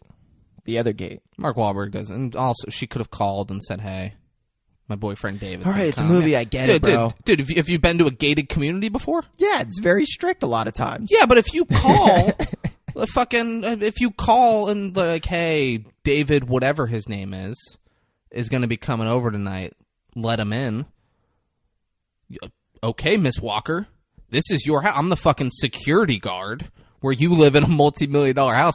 I'll let in who you tell me to let in. That is my job. All right, well, I'll take it one step further. He's good friends with the father. He knows the father's gone. He's not good friends with the father. Oh, yeah, yeah. He's the security guard for their neighborhood. Mr. Walker's polite to him. Oh, Doesn't mean they're good friends. Is he like, hey, you should come over for steaks tomorrow night? We're having a big dinner. We'd love to have you. No, he works for the father. That's crazy. Good friends? They're buddy old pals. Good friends? No, he's the fucking neighborhood security guard. He works for Wackenhut or G4 Security. Like, he's not friends with anyone in this movie. I'm pretty sure they're more than they have more of a relationship than most people in a neighborhood with their security. No, he smiles to him. He says, hey, Mr. Walker. That's it. That is what we've seen from them. They've said hello to each other when they've passed each other's path. You're crazy, dude. You're crazy. I felt like they established a little bit more than that, but no, you're out of your fucking mind. Well, then they've established that Mr. Walker is polite to working class people. That's what they've established. I feel like they made it seem like they're more friends. You're crazy. All right, Are you friends with the fucking bag boy at Publix? Are you like, dude? I say hi to him. He bags my shit. Yeah, some people. Are you? No. Some people. Personally. Yeah, dude. Some people are friends with everybody. What do you mean? No, but like when you're constantly seeing someone on a daily basis and it's the same security guard and there's only a couple people in the neighborhood and yeah, I'm sure that, especially with the way that they had like the little bit of, dialogue, I felt like they, established that they were somewhat friends. If that guy did not work at the security gate for that neighborhood, they would never speak to each other. Maybe, but that doesn't mean that they might not be friends still. For sure. All right, well, you guys so go watch the scenes. Hey guys, go comment on this and let us know what you think. Let me know. Yeah. So Mark Wahlberg's walking into the house, and he does not go straight to her bedroom. He walks over. There's a family picture that he picks up and looks at for a little bit. It's Dad, it's Laura, it's Reese Witherspoon, it's Toby, and he stares at it for what feels like 10 seconds, and then he walks into her bedroom, and he like kind of goes through her shit. And she has a little necklace that says Daddy's Girl, and he stares at that for a little bit. And then he wakes her up, pulls off the covers, and she's wearing white panties, like white lace panties, a white lacy bra. Like she's fucking. He's like, oh, she's ready. He starts like caressing her leg. And she wakes up, sees it's him, sees he's there, he's shirtless, and he kind of goes in, they start making out. She rolls over on her back. He's on top of her. He says, Nicole, I love you. She doesn't say it back. They fuck. It's a good scene. Yeah, it's good. You don't see a whole lot. You know, they keep it more reserved. But so she lost her virginity to Marky Mark that night. Good for them. Yeah. Now she's at school. She's walking with her friend Gary, and they're kind of joking around, and Gary kind of like hugs, like they're friends. Yeah, it was they're like friends. The They've known each other their school whole or something. lives. They're about to go to class or something, and he's hugging her when like they're saying goodbye. And Marky Mark pulls up in his car and sees Gary hugging her, and he fucking turns his car off, hops out, goes over, punches Gary in the back of the head, knocks him to the ground, and then starts kicking him. Reese Witherspoon's like, wait, what the fuck? What are you doing? Stop it! And he like hits her in the face to get her off of him, and just starts kicking the shit out of Gary while he's on the ground. And she's screaming, stop it! Stop it! And then he stops. She's on the ground, and he goes, all right, let's go. Yeah, and she's like, What do you mean? No, I'm not going with you. Get away from me. And he's shocked. He's shocked that this is her reaction. Yeah. She's like, no, leave me alone. He's like, Nicole, what are you talking about? He's like, let's go. She's like, no, just stay away from me. And he's just, he can't believe she's not on board with this. He looks shocked, and then he walks away. And you know, I'm surprised too. There's so many people outside the school. No one did anything. Who's friends with Gary? Like, no, yeah, I get that's it. kind of like you were in high school. If some kid you didn't know was in a fight with another kid that you didn't know, are you running over and breaking that up? Well, let me put it this way. If I see one person getting their ass like completely beat by one other person and the dudes just keep going and this dude's knocked out, then yeah, I will break it up. Gary isn't knocked out. He seemed like he was almost knocked out. I mean, he wasn't knocked out. He's but covering up, and Marky Mark's kicking him in the body. Yeah, but you know, it's like not like he's busting his face. It's like one of them open. Aljamain Sterling kind of things, you know, where it's like, oh, I don't know if I'm out, or you know, win the belt and what? Aljamain Sterling. He got kneed by Peter Yan, and there was like a bunch of controversy of whether or not he was actually knocked out or not. You know, that's true. There shouldn't have. I didn't see any controversy about it.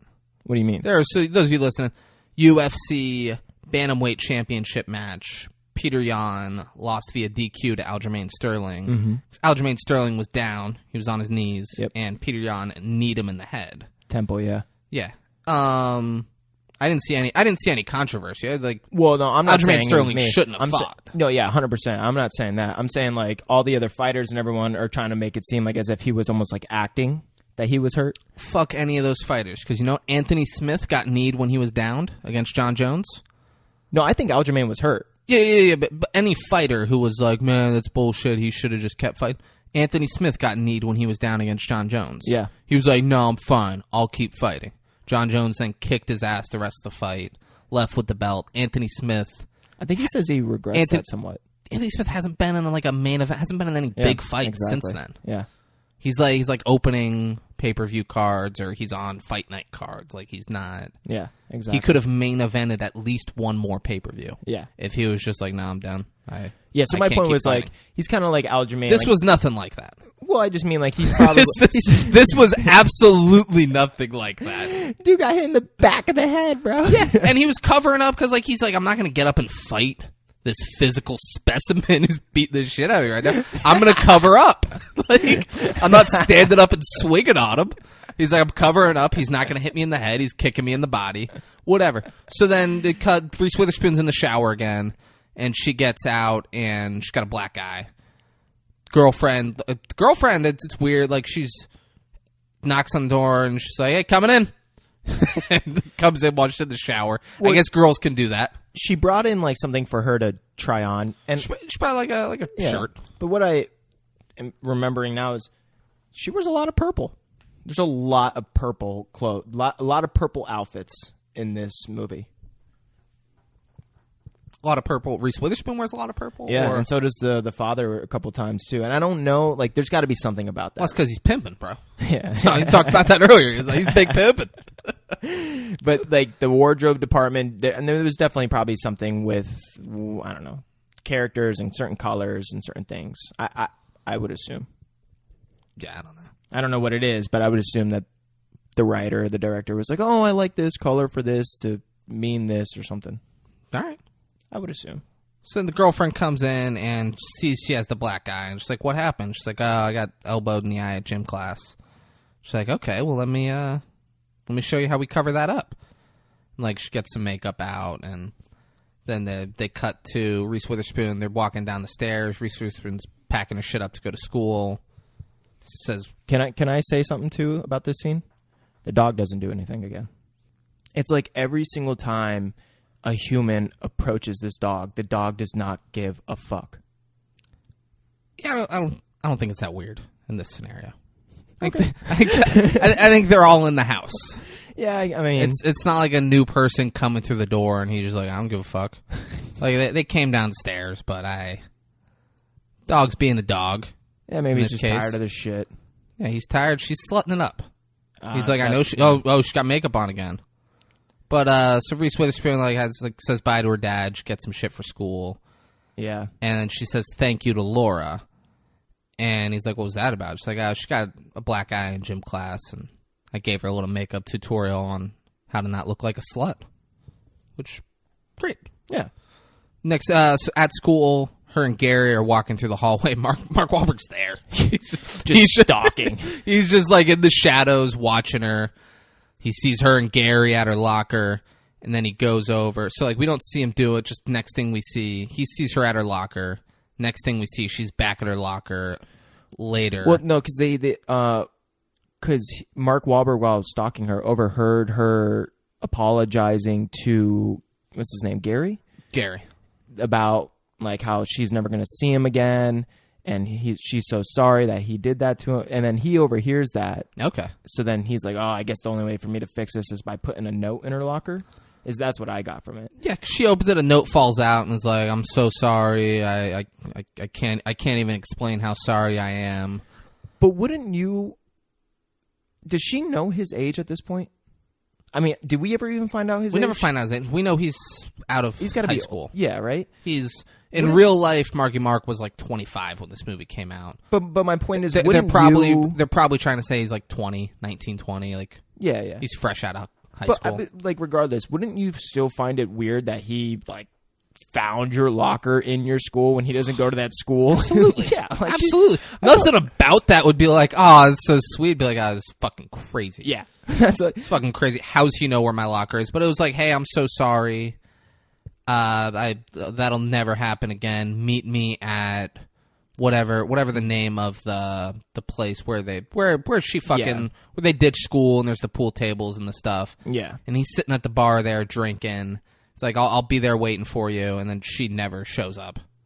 He just sits there for a while. She never comes. Then we finally see his house. Seems like a decent house.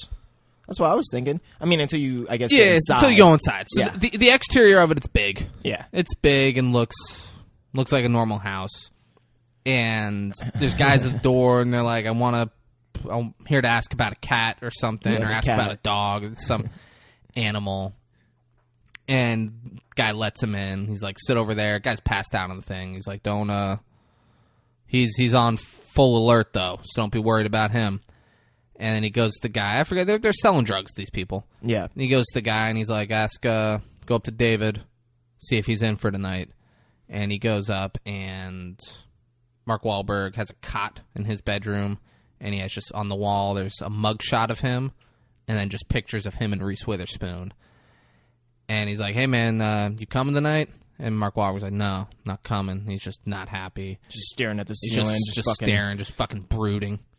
Just brooding, and the guy's like, look, man, like, what's his name downstairs? Ugly guy who's hooking up with Alyssa Milano. Like, he's going to be pissed. Like, you keep bailing on these things. They don't really go into what these things are. Yeah. It's something illegal that Yeah. they're doing. It's like you keep bailing, and, like, pretty soon his dad's going to get out of jail, and then we're all out on our asses. So, like, I need you to think about that. I need you to think about how much money we need to make before that. And then he just stares at the kid, and the kid's small.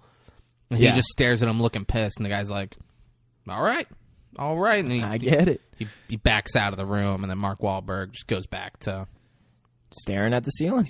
back to just brooding, sulking, being sad. Yeah. Then we the end up- dad's girlfriend with the flowers. Yeah. Yeah. So we end up back at the house, and Dad's girlfriend brings Reese a package that they got in the mail. I'm guessing it's like flowers or something. I'm not sure. She doesn't open it. She goes and just like throws it in the trash. And then the mom, I think, starts connecting some dots, right? So she just kind of looks at her. She knows something's up. Came from David. And Reese Witherspoon goes to talk to her, and then just goes, never mind, and walks away. Later, it is Dad and the girlfriend are in bed, and we hear Reese Witherspoon sobbing in her room. Oh, yeah. Dad goes to get up. The girlfriend's like, no, let me get this. Then she goes over there. She's laying in bed with Reese Witherspoon, and Reese Witherspoon's opening up to her. She's kind of letting her like, oh, he beat up Gary. He's such a bad person. Like, she's she's starting to open up because she's feeling comfortable with the girlfriend. And then this is like that scene in the village where, you know, when drama's around, everyone's got to be waiting by the door to hear it. Yeah, 'cause Dad fucking strolls in his robe, and he's like, did he give you that black eye, too? And she's like, I told you how I got the black eye. Why don't you trust me? He's like, I know he gave you that fucking black eye. Like, he's just... Girlfriend was handling this shit. Girlfriend was on... Like, fucking her and Reese Witherspoon were making it work. And he's like, I know he gave you the black eye. And then, like, Reese Witherspoon's crying, and she turns into the girlfriend, and the girlfriend's like, hey, Steven, but I got this. Why don't you let us talk some more? And she goes, will you hand me the tissues? And he knocks the tissues on the ground, and then when he goes to pick them up, sees a condom wrapper. He's not happy about this. He goes, Nicole, I know you're upset with me, but that's no reason to throw your life away. And she goes, what do you even... I have no idea what you're talking about. He goes, yeah, that's the problem. She goes, Dad, believe it or not, every decision I make isn't about you. Ooh. And then he's like, here's your fucking tissues. he's pissed. But, like, but Dad... he doesn't make it known then that he found the condom wrapper. Yeah, like Reese Witherspoon, there's, like, it's unspoken in this scene, but Reese Witherspoon knows what Dad's talking about. And he's like, as long as you live in my house... You're going to go where I let you go. You're going to see who I let you see. And if I say no, that's the end of it. Damn straight. And she's like, oh, fuck you. Like, get the fuck out of here with that shit. And then Dad leaves. Dad leaves the room. Girlfriend later's like, hey, the fuck are you doing? Like, I was getting somewhere with her, and you just came in and blew it up. And then he shows her the condom wrapper. And she goes, oh. No, she didn't. She's like, what? I mean, yeah, did you think she was going to be a virgin forever? Like, yeah, like the girlfriend's like, come on, like she's 16, yeah, like, of course that's happening. And then guess what happens next? Reese Witherspoon goes to the fucking trash, digs the flowers out, and reads the note from David. Like, Dad was home free. He was home free, and then he showed his true colors and pushes her into Marky Mark's arms. Because in the note, there's a card in there, and it's the pictures of them at the fair having a good time, and she's like, aw. She smiles. She's like, this is such a great night. It's just funny because, like, one small little fight from Dad, one small verbal fight from Dad completely outweighs the literal physical fight from her boyfriend. You can, he beat up Gary. She was just in the way. He didn't mean to hit her. She can justify this so many ways. No, for sure. Dad being an overbearing asshole. She's like, fuck him. Yeah. So now she's at the pool with Alyssa Milano. Alyssa Milano, they're just chilling, soaking up some rays, and she's like, "Well, did your dad find out that David how'd your dad found out that David was screwing you?" She's like, I don't know if he did. And she's like, oh, well, you didn't tell me. I got you little hoe. Like they hadn't talked about it yet, and she's like, yeah, I fucking got you. Why didn't you tell me? And then you hear off on the side some ruckus, and it's Marky Mark and the Funky Bunch are walking in, and it's all the other guys look rough. Marky Mark's wearing like a nice collared shirt and jeans, but all of those guys are just jumping in the pool with their clothes on. Yeah, with like they're jeans wearing like on, jeans boots. and like boots and like jackets. Yeah, they're heavily dressed, and they're just like, hopping in the pool. Yeah, she walks out, and Marky Mark's like, "Hey, can we talk for a second?" She's like, "No," and she walks away. She goes and gets in her car. He runs out to the car and, like, through the passenger window is like, hey, just give me a second. Let me talk, please. And he's like, sorry, I know how many bad guys there are out there, and I saw someone with their arms on you. And, like, you saw Gary? He's like, I didn't know it was Gary.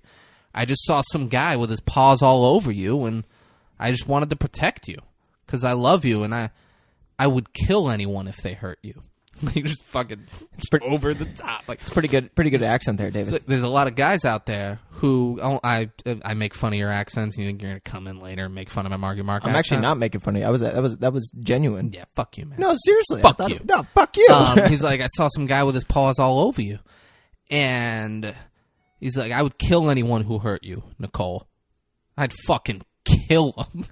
And she's like, this is rough. This is a crazy conversation we're having. And then he, like, caresses her neck.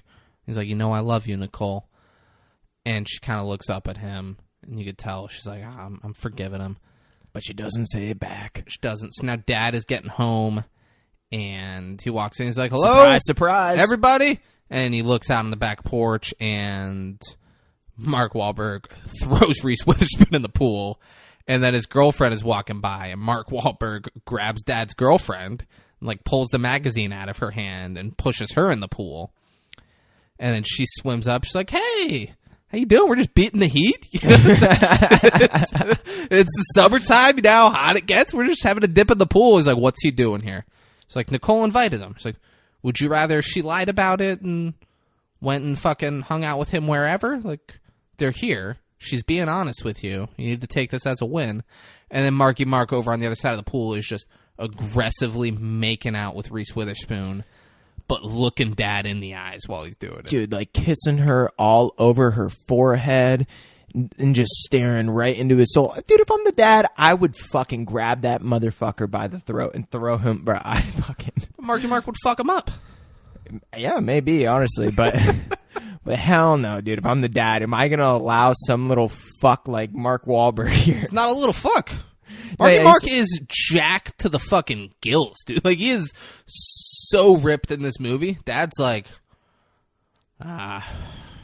wish I could do something about this. So he's... the next scene, if it's what I think it is, it's fucking great. He calls the girlfriend, and he's like, so get this. You know how David had this whole story about he had great parents back east and they all got along? Well, he's fucking lying.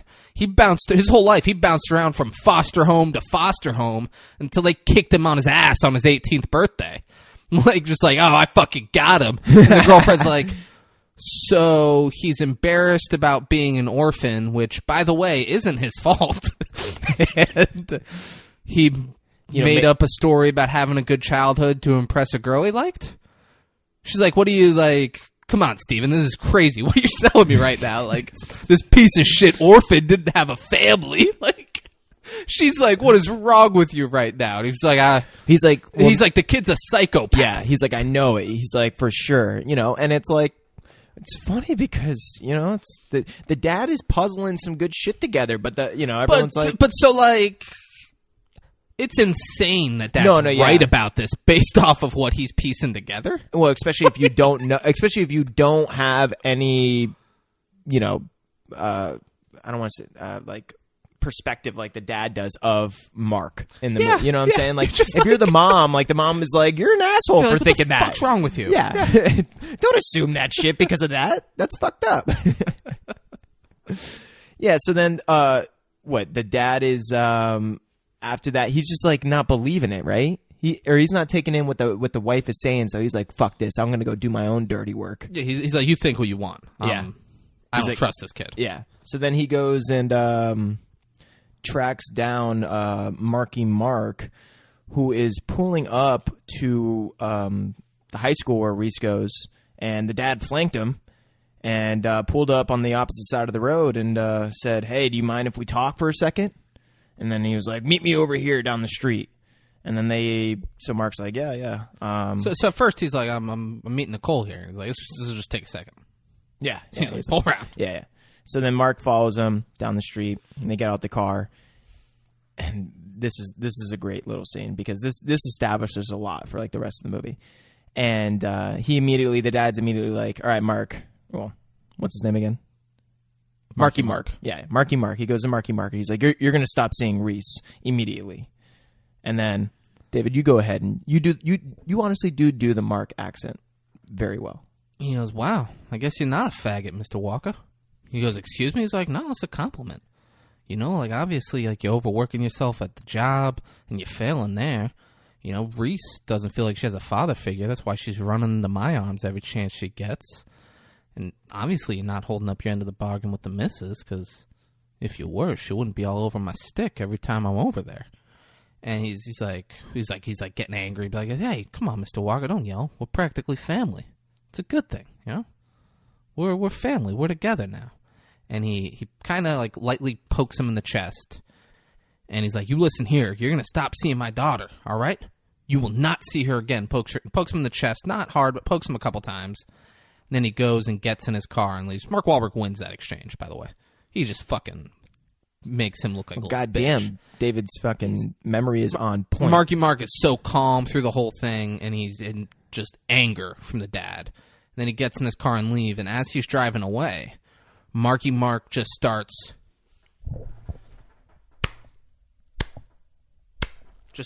pounding on his chest. He does it like 40 times. It just progressively getting harder. He's beating the shit out of his chest. And that's so, like, if you've never seen this movie, you know that scene. You know the scene where Mark Wahlberg is just beating his chest. Yeah. So cut to dad. He's talking to like a lawyer friend, and he's like, I don't trust this kid. I don't like him, blah, blah. And the lawyer's like, yeah, you don't have a fucking case? This is crazy. What has the kid done? Yeah. Like, the kid's done nothing other than piss you off. Like, Yeah. he's like, you going to help me or not? And he's like, of course. He's like, I'll look into it. And then Reese Witherspoon gets home. She's like, where's my father? And Laura goes, he's in his office. She goes in there. She's like, I can't believe what a hypocrite you are. She's like, what are you talking about? She's like, David, what you did to David. He's like, what did he tell you? He's like, he didn't have to tell me anything. He showed me his chest. He beat his chest until it was black and blue. He goes, beat his chest? He's like, this is where he fucks up. He goes, Yeah. like, I might have done a little. And she's like, oh, might have done a little. Yeah. I've lost all respect for you, Dad. That part pissed me off because I'm like, if you're the dad, you're like, dude, I did not do anything to bruise him. Yeah, like if you touch his chest, you don't admit to doing a little. If he took two fingers and like touched him in the chest, barely Literally, poked him. yeah. And Mark Wahlberg beat the shit out of his chest to give himself bruises to show. It's so great because then he shows her. He's like, "What your dad did to me." Well, I just like I was so scared when he was doing it. I just completely beat the shit out of your best friend, but your dad almost beat the shit out of me. Look at my chest. He told me to never see you again. I almost knocked that kid into a coma, but my chest is all bruised now. So she's like, you're such a hypocrite. I've lost all respect I've ever had for you. And she goes out of the house, and he rushes out, follows her out. And she hops into Marky Mark's car. Marky Mark stares Dad down. The shot for it was and then great. peels out. Dad goes to get in this car, realizes he doesn't have his keys, and is like, damn it. Yeah, he's like screaming. He's like, Very angry. And now her and Marky Mark are just going. They're going on a little ride. They're doing some shit. And Marky Mark's like, he's so happy. He's like, I won. He's like, I fucking won. Yeah, I got you. Yeah, where we going, babe? He is pretty fucking smart with setting all this shit up. Even though, like, any other dad should have been able to describe, like, dude, I didn't do nothing to this fucking kid. Yeah. So back at the house, Dad's calling the police, and they're like, There's nothing we can do. It's like, there's nothing we can do. Like, she willingly got in the car with him. Like, what, she's not kidnapped. Well, like, this is the one thing, though, that I feel like he did make a good point to the police. He's like, she's my daughter.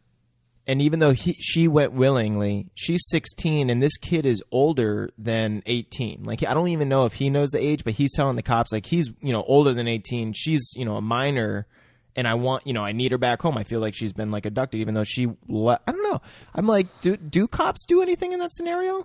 Probably not. Yeah, you don't think? Probably not. She's probably not in danger, and they're like, we're not gonna waste our time. Yeah, no, I feel that. You got a license plate number or anything for us, or like, are we just gonna have a squad car riding around looking for your description of the car? Like, that's the one thing. If I was a cop, I'd be like, sir, Marky Mark's her new daddy. All right, I'm gonna need you to just accept that and enjoy the time you do get with her, because it's Marky Mark's time now. Yeah. Marky Mark's the man. So Dad's angry. Marky Mark, they're parked somewhere, hooking up, doing their thing. She says, "I love you." Yeah, and she looks into his eyes and goes, "David, I love you," and he says nothing back. Yeah. Then it shows him. That all kind of rushes. Like, you get it. They're hooking up. He drops her off at her house. He's like, "You sure you don't want to come with me?" Oh yeah. Sure you don't want to come with me? And she's like, "No, I'm sure." Blah blah blah. I'm gonna go inside because I'm going to get in trouble regardless.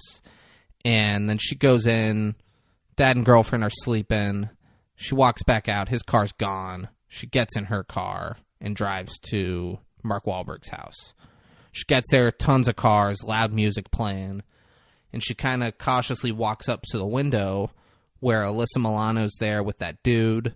Dude is smoking crack which is great. Yeah. Like, that fits that guy's character. He looks like a dude who's sitting around smoking crack.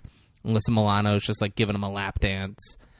And then Marky Mark walks up without a shirt on, grabs Alyssa Milano by the hair, and the dude's like, "Hey, get your hands off her." He's like, No. She'd rather be with me. This is a crazy fucking scene. She'd rather be with me. And like Alyssa Milano's like uncomfortable. He goes, "Tell him you'd rather be with me." And he like pulls her hair. He's like, "Tell him you'd rather be with me." And she's like, "I'd rather be with him." He's like, "Do it louder." She's like, "I'd rather be with him." And then he goes, "All right, you hear that?" And like lifts Alyssa Milano up and puts her over his shoulder and is grabbing her ass. And then the friend's like, "Marky Mark would fuck me up." He's like, "All right, yeah, you take that whore. I'm done with her anyways." Yeah. And Reese Witherspoon sees this whole thing and it's like, oh my God. She runs to her car. She backs. I told Braden after the scene that Reese Witherspoon did all of her own stunts, and he was like, "No way, really?" Because she backs her car out of the driveway, like through a narrow little gate opening, and it's had to be a professional driver. It's very well done. It's just so funny that they literally had to spend the time, the effort, and everying. Like, oh, we got to look up one scene. Yeah, we got to look up a good driver. Scene. Yeah, get him here, plan it out. Yeah. So that happens. She's driving home. She gets home. The dog, I believe, when she gets home, he's all about her being home. I don't think so. He's all about her being home. He runs up to her. I don't remember that. Well, let's pause it. Guys, we're going to pause. We're going to take a quick break. We're gonna find out. I think the dog's excited here. I'm telling you, David, this dog has never been excited for one moment of this fucking movie. I think he gets up. Yeah, this dog does... This dog... So hold on. We're back from commercial break. Yeah, we're back. This dog does exactly what I'm saying. This dog walks away from her with its tail between its fucking legs, its head down, its ears are down. Like, this dog is fucking scared of Reese Witherspoon. Do you think on set Reese Witherspoon was just beating this dog? Something. Like, how great would that be? Something. Like, like either that or the way they train this dog. They I've never seen Mark Wahlberg and Reese Witherspoon do a movie together since then. Do you think Mark Wahlberg is like, the way she treated that dog on the set, I never want to do a movie with her again? Yeah, because I know Marky Mark's a big dog guy. Oh, he loves dogs, dude. Yeah. Everybody knows that. But I never seen Reese Witherspoon been a big dog girl. No, she might have had a dog in the Blonde movie, Legally Blonde. So as much as I can remember, every fucking scene of this movie is this German Shepherd, which are some of the most energetic dogs out there, not moving a fucking muscle in any of the scenes that she's in. But this one scene, it's walking away from her with its fucking tail down when she gets home. Like, terrified. Yeah, terrified. I think poor dog. Reese is beating this dog. And I think we should try to find a way. Mark, if you're listening, go ahead and let us know. Maybe comment underneath. Mark Wahlberg, comment underneath this. Yeah. I think hashtag cancel Reese Witherspoon for her fucking dog abuse. Yeah. Yeah. I think we should start that up. Yeah. So she's home. The dog is scared shitless. And the dad was like, I guess, up all night. He was asleep on the couch and he was holding the phone. Like, he was just waiting for her to get home or to call, and then they wake up and they're like, "Oh fuck, is she home?" And they go figure out, or he goes to run. No, run like to exercise. No, like, oh, okay. I thought like you were like he's going because he was running earlier. No, like he's gonna go for a run. He just got to clear his head. I was saying like he woke up and realized like, oh, he never got a call from her, and he like got to go almost like run up to see if she was home, and then realized there was like a note on his door. Okay, and was like, okay. Yeah. No, he was just like, fuck my daughter. He's like, all right, whatever. I gotta get a mile in. Yeah. But yeah, so the note was like, "I'm home. It's over. Don't worry, Dad. Yeah, it's over. I'm done with David. I love you." And Dad's like, "Oh, thank fucking God." Whatever. And he goes into her room, and she's like, "Yeah, I'm okay. I just don't want to talk about it. I love you." Like, whatever. It's a whatever scene. She's up immediately. You think that she didn't sleep? Yeah. So now she's at school. She's having lunch with Gary, and Mark Wahlberg comes up from behind her, gives Gary like the motion, like don't tell her I'm here, and puts his hands over his eyes, goes, guess who? Isn't this the first time they've interacted since he beat the shit out of him? Oh, yeah. Yeah. And that's his first fucking thing he says. Hey, don't tell her. Get her. And she like screams and tries to get away, and she's like, stay away from me. She's screaming, making a big scene in the cafeteria. And Mark Wahlberg's like, what the fuck are you doing? And then Gary gets up in between them, and he's like, hey, David. She said, stop, okay? Let her go. It's like he has her arm. Mark Wahlberg does. He's like, let her go, all right? And Mark Wahlberg lets go of the arm and stares Gary down and goes, okay. All right, Gary. And Gary, like, good on him for standing up and being like, let her go. But you can tell Gary's terrified of this man. Well, this is the point where I'm like, isn't there any fucking APs in this school? Like, no one's going to come up and be like, hey, you're not a part of this high school, are you? Like, you don't go here, do you? I hate to be that guy or anything, but aren't you trespassing? I don't see you on our student list. Like, what are you doing here, guy? Yeah. Yeah, no, there's no adults there. It's no wild high school. The 90s must have been different in high school. So Alyssa Milano shows up at the house, and she's like, hey, why haven't you been answering my calls, Reese Witherspoon? She's like, as you can see, I'm playing with my brother. And she sits down and she says, hey, Toby, how old are you? He goes, 7. She goes, oh, man, when are you going to get older so I can ravenge you? That was the weirdest fucking line of this entire movie. I love it. Well, it definitely says a lot about a sexy little 7-year-old. When are you going to get a little bit older so we can fuck? Yeah, like, what the fuck? Dude, like as if, like, Reese... It just blows my mind because it was like at that point Reese Witherspoon's like, all right, I gotta get up and go outside and talk to this girl. Yeah, she's like, I can't have her fucking that was the last crazy straw and appropriate that broke the camel's back. Like, yeah. So Reese Witherspoon walks outside, Alyssa Milano follows her, and she's like, what's wrong? She's like, how can you act like everything's okay with me? And she's like, I don't know what you're talking about. And she's like, that's even scarier, that like you're gonna sit here and pretend like you don't know what I'm talking about.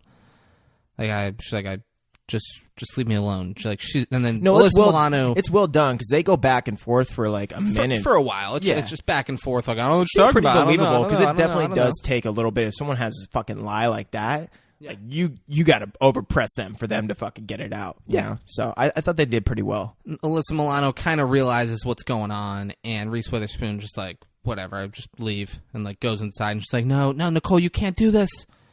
Nicole, He forced himself on me. She's like, Nicole, you're my only friend. She screams it. Yeah. Which, at this point, Braden said, what are you talking about?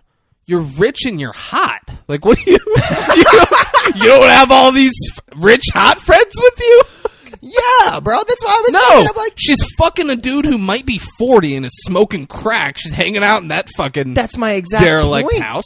That's my exact point. I'm like, yeah, she got crazy low self-esteem. Like, she needs a therapist or something. Like, oh, for sure. Alyssa Milano, like, it's definitely daddy issues. There's shit going on. Yeah. It's there's definitely a lot daddy of shit issues. going on. But I guess my point wasn't as much of like the issues. It's more of like, how is she not able to get other experiences with having money and living where she does, kind of thing, you know, to where she could get other friends? Like, how does she get in that scenario?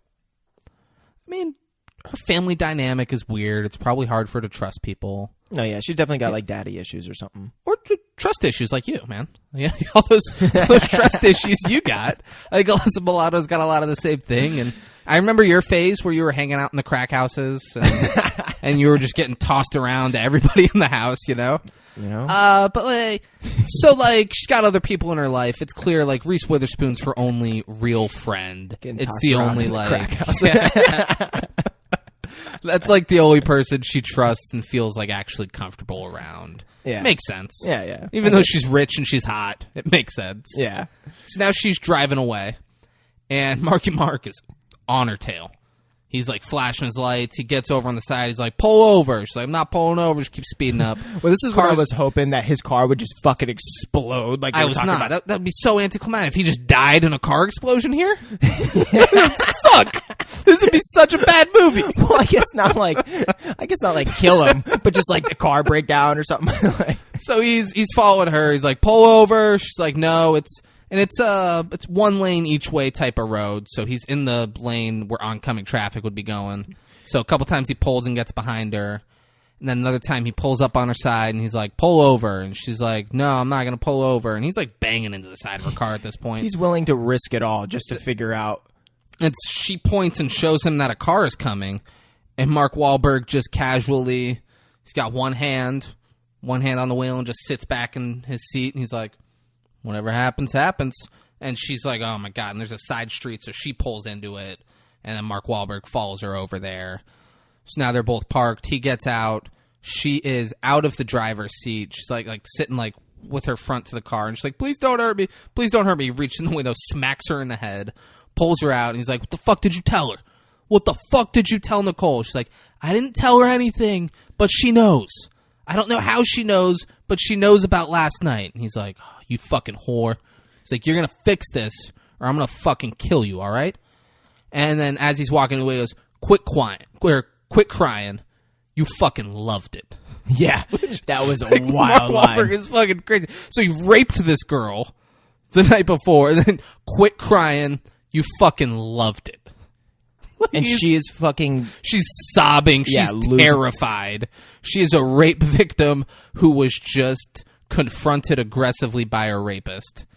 So now Mark Wahlberg's at the house. He knocks on the door. So shit starts to heat up. He knocks on the door. Dad answers the door, and he's like, "Hey, Mr. Walker, I'm so sorry. Is Nicole?" He puts on this like cute little like voice. He's talking like he's been crying. He's like, "Is Nicole here? I'd love to talk to her. I owe her a huge apology. There's a lot of stuff I just got to explain to her."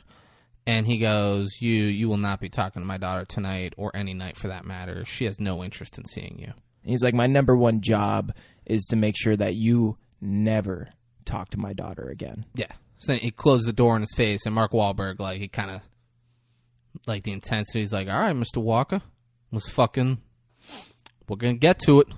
he's like, we'll see. And then they watch him like walk off from, they have cameras all over the house. Yeah. I'm thinking like, oh, this has got some Purge vibes now. I don't know if you've seen the movie Purge, but I've only seen one of them, and it's like, they kind of torment him at first, and then when they walk off, you see him like leave from the camera.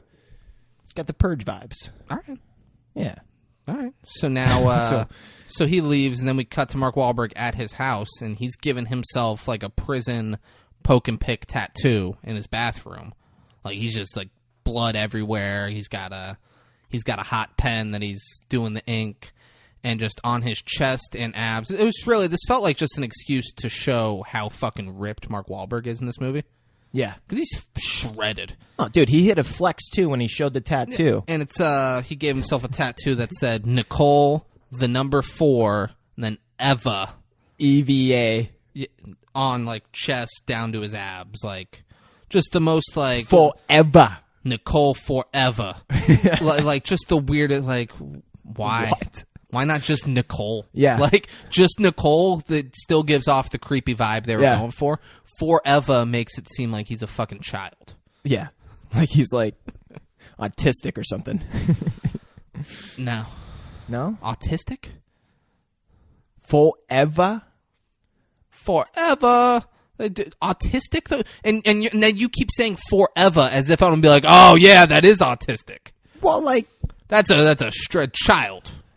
We're gonna go with child, and you're gonna quit being offensive. Oh my God! Everything I say is so offensive. Autistic, like why bring autism into this? Because obviously nobody he has social issues, bro. Jesus Christ, hit play, bro. Obviously, bro, if he's gonna do shit like that, he's got something fucking wrong with him. More than just being a psychotic motherfucker. No, not more than that. Yes, definitely That's more than fucking being crazy. psychotic. No, he's a fucking crazy narcissist with illusions of grandeur. Autistic, dude? Yeah, maybe. Autistic is a crazy route to go. You're like, obviously he's autistic. If he's giving himself these tattoos. No, I don't mean it to that degree. Obviously, I'm joking a little bit, but so now Dad is dropping her off at school. He's dropping her off at school, and kind of like he's like, I love you. He's like, Yeah. you okay to go to school? All that's like, he's checking in on her. Yeah. Just like, hey, we're gonna be okay, you and me. Drops her off at school, so she She's going in. And then she links up with Gary. Her and Gary walk in together. And it's like she only got 2 friends? Yeah, now she just has one. Oh, yeah. Just She's Gary. not even friends with, She hugs Gary. And he has... Oh, my God. No, I fucked up. This is where Gary says everything copacetic. This is where... He doesn't say it earlier. Here he gives the shout-out to Local H. But she hugs Gary, and Marky Mark's watching from a distance. In a fucking bush. Well, not really. He's not, like, deep into the bush. But he's like, off over on the side. He's hiding. Yeah, he's watching. Hiding. Yeah. So he sees that. Cut to Dad at work. He's showing, like, this big project. Well, it's not important. He's showing a big project. He's going to meet with somebody. And then Gary and Nicole, they're both leaving. They're walking out of school. Reese Witherspoon, she hops in the car with her family. Gary walks off, and Mark Wahlberg follows Gary. Gary cuts through some bushes. And that's like off the side of the thing, and then he's on like a hiking trail. Gary has the coolest, like, I wish I lived there so this could be how I got home. Well, that's immediately from school every day. Immediately what I thought was like, is there really this area right outside of school in like Seattle to where you can go on a fucking multi-mile hike in the middle of the woods kind of thing to get back to your home? Like, I hope. Like, that would be... Because cool. think about that. If that could be your... Like, it would suck if it's raining and then you're like, shit, how am I going to get home? It's, but on a it's day like 96. this, it'd be I can't beautiful. Uber, but like, it's perfect. Yeah. He's on like... It's like a nice trail. It's a little hilly. He's in the trees. Yeah. I would awesome. definitely enjoy it, yeah. I would, yeah. So Mark Wahlberg catches up to him on the trail and he goes, hey, Gary. All right, here's... Hey, Gary. You know I moved around a lot as a kid, huh? Gary's like, I didn't know that. He's like, yeah. They moved me around from institution to institution because I kept breaking down walls, Gary. You know, I'd break down the walls in one place and they'd move me to another place until eventually they just got tired of building new walls, you know? So they just kicked me out the door. So they just kicked me out the door. But I got a good skill, you know, because there's always going to be walls, Gary. There's always going to be walls standing between me and it. And I just got to keep breaking them in walls. The walls today are more the fleshy type. You know what I'm saying, Gary? And then he hits Gary in the back of the head. Gary falls and then just gets up and starts running. Mark Wahlberg goes, Gary!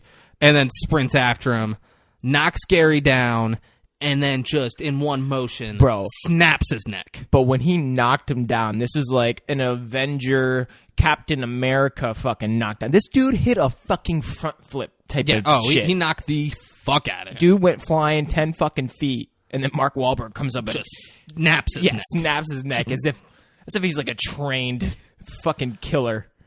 Maybe it's all that practice breaking down walls. Jesus, good for him.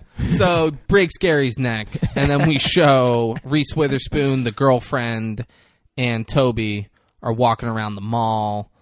I think it gets a little smoking aces here. Smoking aces. Because I think it goes back to Dad at work. And then... Yeah, we're kind of cutting back and forth between... And then Dad, he's leaving, and he goes to the parking garage, and he sees his car all smashed up in the parking garage, which is where, like, I find it hard to believe Mark Wahlberg could get in the parking. Like, the amount it's smashed up, it took a few minutes, and it was loud as fuck for him to do what he did. Yeah. Someone would have came out and be like, hey, what the fuck are you doing? Dude, in one of these type of, like, skyscraper, big business buildings, I'm sure you probably can't even get in there without, like, a certain type of card or something. Someone would have prevented this from happening, but they didn't. He smashed the car up and he left a note. And if you guys remember, I referred to Dad's car as a cherry red convertible. I did that very deliberately because Mark Wahlberg left a note on the car that said, now I popped both of your cherries. Which is just so great. He takes the guy's daughter's virginity and then busts up his cherry red car. He's like, now I popped both your cherries. Dad, Mr. Walker looks at his friend. He's like, I need you to catch a ride with someone else. I need the keys to your car. He's like, what are you talking about? We gotta do this, like, now. Give me the keys to your car. The guy's just like, all right, okay, there you go. Which is funny too because I think they were supposed to go somewhere like business, like some business. Yeah, they were all leaving together. Yeah, and the guy's like, which is funny. He looks at this dude's car that was just been fucking murdered, basically, and he's like, "You're gonna leave now, right before the business meeting?" like sure? Like, what are you doing? This is a big client. Yeah, it's like, do you not see my car? Someone's car was smashed, and there was a note on it. Yeah, and the dude's like, "Who cares? We got a big business meeting. We got to go to Vancouver." Yeah. So now we're back at the mall, and Mark Wahlberg has found Reese Witherspoon. He's watching her from a distance. Stalking him. He's good at stalking. He's great at it. Yeah. She goes to the bathroom. He follows her in there. as she's getting out of the stall, he walks in. And no one else at this fucking mall is walking into the restroom, apparently. No. You know? Yeah, not at that time. No. Yeah. Not during Mark Wahlberg time. During all this, at some point, Dad's trying to call the house and no one's picking up.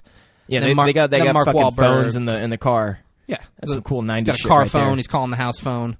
So now Mark Wahlberg's in the stall and he's like up against Reese Witherspoon. He's touching her pussy. And he's like... There's Nicole, that pussy line again. Yeah, pussy! He said pussy! He covers her mouth because she goes to scream. And he's like, people are going to try to keep us apart, Nicole. And like, you need to do like the thing that's your best at. And it's not your brain. Or no, you need to listen with the part of your body that's the best. It's not your ears. It's not your eyes, what you see in me. It's down here. And he grabs her pussy. He's like, that's what connects us. It's what'll always connect us. And you know that, Nicole. Daddy's just jealous that he doesn't have this. But you and I, we're going to be together forever, Nicole. So I love you. I love you, and I would never let anything bad happen to you. I would hurt anyone who tried to do anything to you. I love you so much. And then he gets out, like walks out of the stall, and there's a lady that like walks up, and Reese Witherspoon goes, "Someone help me!" She's crying. We don't know if the lady helps. Yeah, we don't. We don't see the lady help. Cut to Dad. Dad is breaking into Wahlberg's house. Yeah. And he goes through. He finds Wahlberg's room because there's a padlock on it. And he kicks the door in, like snaps the door off the padlock, and sees a shrine to his daughter. Opens up this box where it's their family picture that Mark Wahlberg was looking at earlier, with Mark Wahlberg's face glued over Dad's face, and a pair of Nicole's panties, and then that locket, locket that said Daddy's girl, and it he like scratched it out, and it says David's girl now. Oh my fucking Like he's just so sick. It's so amazing. But he has the shrine to her. Well, it seems like he's got something really against the dad too. You know what I'm saying? He's the new dad. Yeah. So he trashes the room, trashes the rest of the house. Marky Mark and the Funky Bunch get home, and they're like, "What the fuck is all this? Like what the hell happened here? Who did this?" And the one guy's like, "I know someone knows who did this. Who the fuck did it? We need to kill him." And Mark Wahlberg goes, "Hey, I know who did it. You guys want to go get him?" And the guy's like, Yeah, I want to get him." He's like, All right, we're going to wait until it gets dark. So then, like, they cut to the house, and the girlfriend's checking on Reese Witherspoon. She's like, "I'm so sorry that happened. I should have gone in there with you." Like, blah. Like, she's like, "It's fine. I'm fine. Whatever. Like, we're good." Then there's a bang on the door, and the girlfriend goes to answer it, opens the door. It's Alyssa Milano. She's crying. She goes, "Gary was found dead in the woods. He was beaten to death," which I had a problem with. Yeah, why? Was he beaten to death? He got hit in the back of the head, and then his neck was snapped. I think broken neck was what killed him. Yeah. Beaten to death makes me think like he was bludgeoned, like they found him, his head was caved in, which it could have been. Yeah, maybe Mark didn't Yeah, stop. maybe after he snapped his neck, he just started fucking bashing his head in. Yeah, it's maybe. possible. Yeah, it seems like part of his character, you know. But I think they found him in the woods with a broken neck is how that should have gone about. And she just didn't know how to word it. Yeah. Yeah, didn't know how to Alyssa really break it Milano down. really fucking around. Yeah. Fucking around in the crack house too much. She doesn't know what a broken neck is. Yeah. Classic Milano. Yeah. Too much crack would do that, you know. Now, Dad is on the phone, presumably with the police, and he's like, "There's nothing you can do?" He's like, "He sexually assaulted her in a fucking bathroom. You can't do anything there?" Yeah. Like, What the fuck? He's like, "This is crazy," and then he just hangs up. He's like, "It's Didn't fucking the police bullshit." say you can get like a warrant or something like that? He's like, "We'd have to have a warrant." Because he's like, they're running their own cartel out of that house because they had all the drugs and Yeah. shit. So like, we'd have to get a warrant, all that stuff. He's like, "What do you mean you won't be able to get a warrant for this?" Like, The fuck? yeah, he's like, he's sexually assaulted my daughter in public. They got drugs in the house. Like, and cops just like, "Hey, our hands are tied. What do you want? What do you want us to do? What do you want us to protect and serve the community Yeah, or it's like, something? "No, we can't do that." So then cut to it's Mark Wahlberg and his boys. They're driving like a side street, not going through the security gate. Yeah, that was kind of weird. Driving yeah. off the side. Looks like they just aren't going in the neighborhood. They're going to park off on the side. And then just like cut- walk like, through cut the woods or something. Yeah. So they park. Dudes are smoking crack in the back seat. Ah. Crack, like out of nowhere, crack became a very big part of this movie. Yeah. Guys are smoking crack in the back And seat. apparently it's not that debilitating as maybe you would think. Well, you get a rush. Oh, okay. I don't know. I didn't. Yeah, you get a rush, and like it's kind of gets you going, gets you amped up, gets you ready to do what these. You're kind of guys are about to do. hyper-focused? Yeah. Oh, nice. Oh yeah, crack is the best. I suggest everyone listening, except my fucking 13-year-old. God, I hope I'm getting your age right. 13-year-old nephew Zach follows us on Instagram. I don't know if he listens, but Zach, you don't smoke crack. Everybody else listening, go smoke crack. It's the best. It is amazing. And then the guys go, someone in the back goes tooth for tooth, and then the driver goes eye for fucking eye. And like they're all like bumping up, like let's go fucking get this motherfucker. Yeah, like that's her fucking slogan or something. Yeah. So they're walking through. The German Shepherd is out in the driveway. He's outside, and he's kind of like he notices something over in the bushes. Then he hears Mark Wahlberg's voice go, "Kaiser, come here, Kaiser." Oh, who's a good boy, Kaiser? Come on. The dog Who's not runs gonna go over over to Mark Wahlberg's voice, you know? Yeah, well, so he met him. No, yeah, for sure. Yeah, like there's But I'm just saying, anyone who hears Mark dude, if I hear Wahlberg's his voice coming from a dark... run into him. Yeah, run exactly. into him. So then the kid is blowing his dog whistle, trying to get the dog to come, and you see the dog, his face poke through the doggy door in the kitchen, and then the whole head just gets dropped in with no dog body. So they cut the dog's fucking head off, and then like just stick it through the doggy door and drop it in front of the kid. And it's like, well, you know, it's almost expected because, you know, this dog hasn't done much, you know, in any of the scenes. And like, and here they go and attack this dog, and the dog doesn't even bark. So, you know, I guess the dog had what was coming to it. Yeah, no, dog deserved it. Yeah. So then one of the guys, one of Mark Wahlberg's boys, sticks his head through. He's like, "We're gonna kill you! We're gonna kill yo, Mr. Walker!" Like he's going crazy. Mr. Walker was on the phone with the police, and the line cut off. They're trying to hit the alarm; it's not coming on. And she's like, "Well, the silent alarm will still go off, and security will get it." He's like, "No, they cut the phone lines." Goes to the phone lines. No one's gonna be able to come help us. And she's like, "It's okay though, Steven. You built this house for a reason. No one who doesn't have the code can't get into the house." And then Reese Witherspoon goes, "Dad, David has the code." So as David's punching the code, he runs over to the door. Right as it's opening, he like jumps, hits it, locks it, keeps him out. Mark Wahlberg so calmly, just like he knows he's looking through the peephole, and he goes, "Didn't have to be this way, Mr. Walker. You just need to let nature run its course. And it's still going to. No matter what you do, it's going to, no matter what. So let me in the fucking house!" Yeah, Screams it into it, and then just slowly backs away. And so they're like, "All right, girls, you go up to the room, take Toby, hide up there," and then there starts being banging on the windows.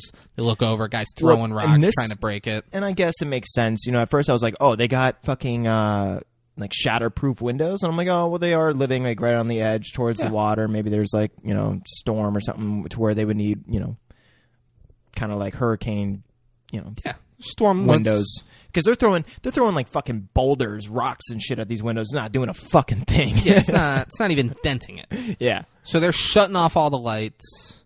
So I guess they don't want them to know what part of the house they're Which in. I felt like that was a little silly because I'm like, now you can't see as well in the house to see if they did get in or something, you know? You'd hear it though. For them to, yeah, I guess because they're not getting in naturally. They're gonna have to break something again. And it's gonna be loud as fuck. Yeah. Mr. Walker's on shit, man. I don't know why you want to question Mr. Walker. So the kids are up in Reese Witherspoon's room, and the parents are downstairs. They're moving shit around, blocking entrances, blocking exits. Well, and then one dude got his fucking he broke through like one of the windows with his hand. No, not with his, he had a drill. Oh yeah, he had a drill. Dude had a drill and like got through the window. Mr. Walker like stabbed his hand with. He has a fire poker thing. Yeah, and, like hit his hand and knocked the drill away. Yeah. So that's the drill's out of the picture for those guys. And then look at the front door. The dude who's fucking Alyssa Milano. Yeah, that fucking dude. I don't even know what he's holding. It's like, dude, he's holding he had a fucking a goddamn like a literal tree. It's like like a humongous log. Yeah, a humongous log. This log probably weighed like 300 pounds or some shit. There's no way this dude's holding this fucking ginormous log and throwing it through the fucking door. Battering ramming it into the door. And he goes, eye for an eye, Mr. Walker. You wreck my house, I wreck yours. So they get the fridge and they put it in front of the front door. Yeah, and then it's like that shit it keeps bouncing around the house. Like they keep going to different parts of the house and trying to like break in, and they keep throwing other parts of furniture in front of the doors or... Yeah. They go up to Reese Witherspoon's room, and Alyssa Milano's making it all about her. She's so dramatic. I fucking hate Alyssa. God. She's just crying, covering her head like, oh, this is so scary. This is so bad. And Reese Witherspoon's comforting her. Meanwhile, Toby's just sitting on the other side of the room. This is all about Reese. Yeah. And Toby sees a shadow coming on the window. Reese Witherspoon sees it. She grabs... I don't know. Something to poke it with, like an umbrella. Yeah, it was an umbrella. Yeah. And she just drives it through the window, shatters the window, but it's up on the side of the house. Like you'd have to scale the side of the house. So I guess those windows aren't weatherproof. I guess not. The side of the house, the safe side, you know. Knocks the guy off, and he like goes to the neighbor's fence. And then next guy's what's the famous line from that other movie? I'm back. Was Independence Day? No. The dude with the fucking, he's got the axe. It's through that horror film, and he peeks his head in, and the woman's screaming. The Shining? Yeah, The Shining. Here's Johnny. Yeah. Here's Johnny. Yeah. No, I'm back. That is from Independence I'm back's Day. Independence Day. Yeah. Yeah, so there was a moment like that where one of the dudes has a fucking axe and he's putting it through the front door. He's fucking screaming through the front door. And he's busting the front door open. And then the girlfriend, she's screaming Steven's name. He isn't coming. So she grabs the drill bit because the guy gets his hand in and is reaching to unlock the door. And she just drills a hole through his hand. And it's wild. It's great. And he runs over, like, Reese Witherspoon is looking through the window, and she sees the guy's like, I gotta get to the fucking hospital. Look at my head. I need to get out of here. Let's go. And so I think two of the guys leave there. I think two of the guys are like, yeah, no, let's get to the fucking hospital. Yeah, because there was 5 of them. Yeah. So 2 of them leave. 3 of them stay. Reese Witherspoon is like flickering her light on and off in her bedroom. Yep. And this catches the eye of the security guard. He tries calling the house, realizes there's no signal.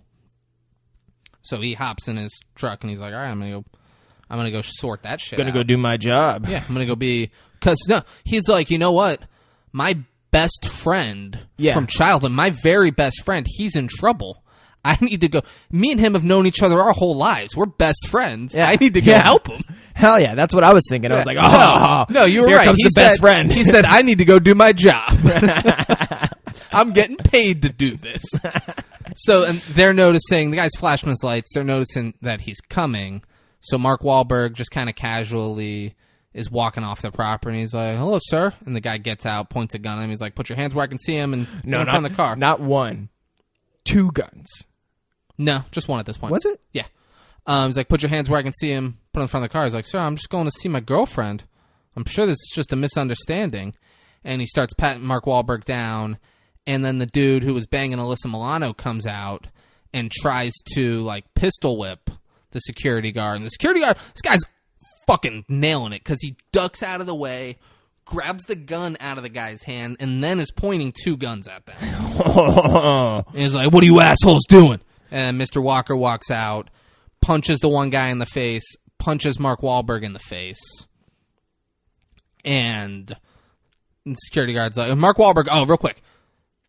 When he punches Mark Wahlberg in the face, Mark Wahlberg doesn't, like, the one guy falls to the ground. Mark Wahlberg just fucking eats the punch and stares at him. Like, he turns a little bit, but barely reacts to it.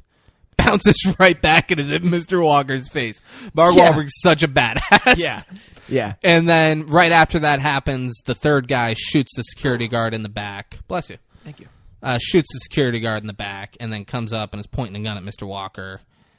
And Mr. Walker's like, And I don't think the guy... Braden did a great thing at this point. Well, I don't think the guy said anything. I just imagine the dude's like, yeah, she boss, sure. That is so like. Yeah, I got him, sure. You guys hearing this, you're like, this means nothing to me. If you saw the guy's face, you'd be like, all right, yeah, say boss. Like that's 100%. That's like Braden nailed it on that one. I was like, yeah. If this guy was talking, that's what he'd be saying. He's like, I do good, huh, boss? He doesn't say anything. Security guard thought he could mess with us, huh? I got him good, huh, boss? Mark fucking hits him on top of the head. Hey, come here. You nincompoop. So security guard is dead. Mr. Walker tries to run away. He gets stopped, and the one dude's just kicking the shit out of him. And Mark Wahlberg's like, hey, hold on. Let's not do it out here. We need him. Let's go get him. We'll get in the house. And then they bring him up. They're handcuffing him with the security guard's handcuffs. And they're pointing the gun at him. And they're like, the girlfriend's watching on the security camera. Reese Witherspoon's watching through the window. They're just dragging Dad in. The handcuffed. Mark Wahlberg looks up, sees Reese Witherspoon through the window, and just kind of like gives her a wink. They pull up. They're holding the guy goes, Miss Walker, I want you to look through the hole. There's a hole from when the guy was axing the door. It's like, I want you to see it from our vantage point. I want you to peek out here and see what we're looking at. And she looks out, and they have him handcuffed. They have a gun up to his chin. The guy points another one up to his head. And Mr. Walker goes, don't open the door. Don't open the door. And what I wish would have happened, it didn't. But what I wish would have happened is I wish Mr. Walker would have been like, oh my God, Laura, just let him in. Just let him in. They're going to kill me. I don't want to die, Laura. Let him in. Open the door. Open the door. That's what I wish. That's what I was so hoping was going to happen. It didn't. He's like, don't open the door. Don't open the door. Let whatever happens, happens. Don't open the door. And then Mark Wahlberg kind of like steps in front of them, and he's in the hole, and he's like, Laura, we're going to get in the house regardless. It's just up to you whether or not we come in with him or if we don't come in with him. But open the door, Laura. And then she goes up and like she starts moving stuff, and the guy's like, Laura, don't do it. And she's like, I'm sorry, Steven. Well, I'm sorry. Would have been great is if she was too weak to move the furniture by herself. And because it's like a big table. Oh, yeah. Huge it's a shit. Fridge. She's like, I can't move it. And she's crying. I can't move it. Like, you better move it. You better fucking move it. Yeah, it just keeps building up. She's like, I can't. No, but she moved it. She moves it, and they come in. They tell the one guy, they're like, go out front and keep watch if anyone else comes. And he's like, yeah, it's boss. Like, okay, boss. So they do that, and then they see him out front, and they're like, there's a phone in Dad's car. And Toby's like, I could climb through my window and get up on the roof and get to the car. So like they sneak Toby into his bedroom, then they get back into her bedroom. Mr. Walker's handcuffed.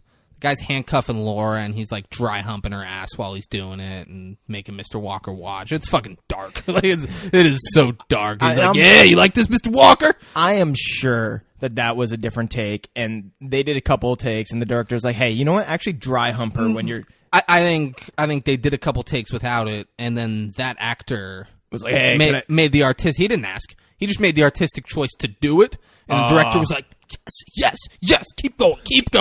Yeah, he's like, yes, this is fucking gold. This is gold. One of the PAs was about to step in and try and like stop him or something. He's like, fucking stop. Sit down. He's like, you sit down. Let it happen. Yeah. So they're showing that she's handcuffed. He's handcuffed. They're on the couch together.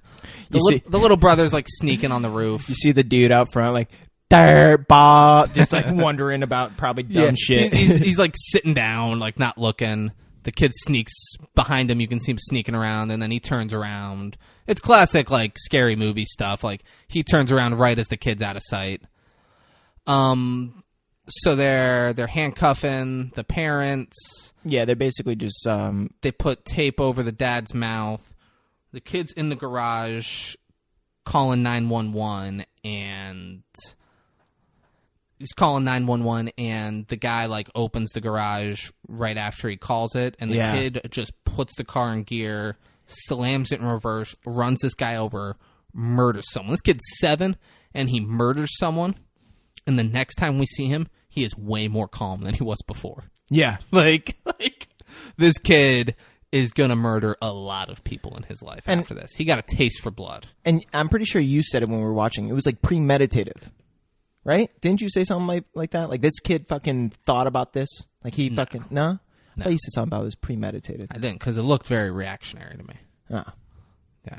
Well, from my point, it seemed like this kid has definitely thought about these type of scenarios. So, there's going to be plenty of premeditated murder in his future. That kid's going to do a lot of sick shit. Yeah. But in this scenario, it was just reactionary. I think it was reactionary, but I think he has pondered killing someone before. He's thought about what... Yeah. So, like, first, this kid... He can't sleep at night without thinking about what it would be like to murder a person. Which is probably why the dog was so calm all the time. Now that I think about it. He's feeding off that kid's energy. He's like, the kid's got it. I don't need to do nothing. So the kid kills that guy. And then we go inside. And Alyssa's... wherever... The dude who was banging Alyssa yeah. Milano. Yeah. He's up there. He's roughing up Reese Witherspoon. Alyssa Milano runs and like tries to attack him from behind. And he fucking he's fucking throwing her around walls. He's hitting her in the face. Laura is screaming, "Stop it! Don't you fucking hit her!" And like as she's screaming, Mark Wahlberg throws tape over her. Well, I thought it was a great tape over her mouth. I thought it was a great shot too because like he's punching her, but they have it in a way where you can't see it. So it's like, oh yeah, he's really hitting her. Yeah. Yeah. But yeah. So right as she's screaming like, "Don't fucking hit her," he throws like tape on her mouth. Throws tape on her mouth and just fucking that's it. So then Mark Wahlberg, he's like, "All right, it's an exciting day. Your daughter's getting married today, Mr. Walker. Time to give away the bride." And then picks him up like his ankles are taped together. Yeah. His hands are cuffed. Like throws him over his shoulder. And walks him up the stairs and like drops him on the floor outside Reese Witherspoon's room. He gets up there and his friend is trying to rape Reese Witherspoon. So Mark Wahlberg walks up and shoots his friend in the head. Yeah, no pause, no nothing. Get off or nothing. Just immediately like nope, pop, yeah. Boom, dead. like as if he should have fucking known. Yeah, kills him and then like leans down, like kisses Nicole. He's like, "It's okay. Such a special day, Nicole. We're finally going to get to be together forever. I just need you to say goodbye to Daddy." And goes over and puts the gun up against Dad's head. And she's like, "No, stop it. Don't do it." He's like, "Nicole, don't you want to be together?" He's never going to, like, goes over. He's like, "He's never going to let us be together, Nicole. I know it's hard, but this is what we got to do. He's got to die for us to be together. He's never had love like ours. He doesn't get it. He doesn't respect it. Like, he doesn't understand it. Like, this whole speech of, like, I'm going to have to kill your dad. Yeah, like, he's always going to get in the way kind of thing. Yeah, for us to be together. Meanwhile, little kid had, like, he went and grabbed the security guard's keys and unlocked his mom.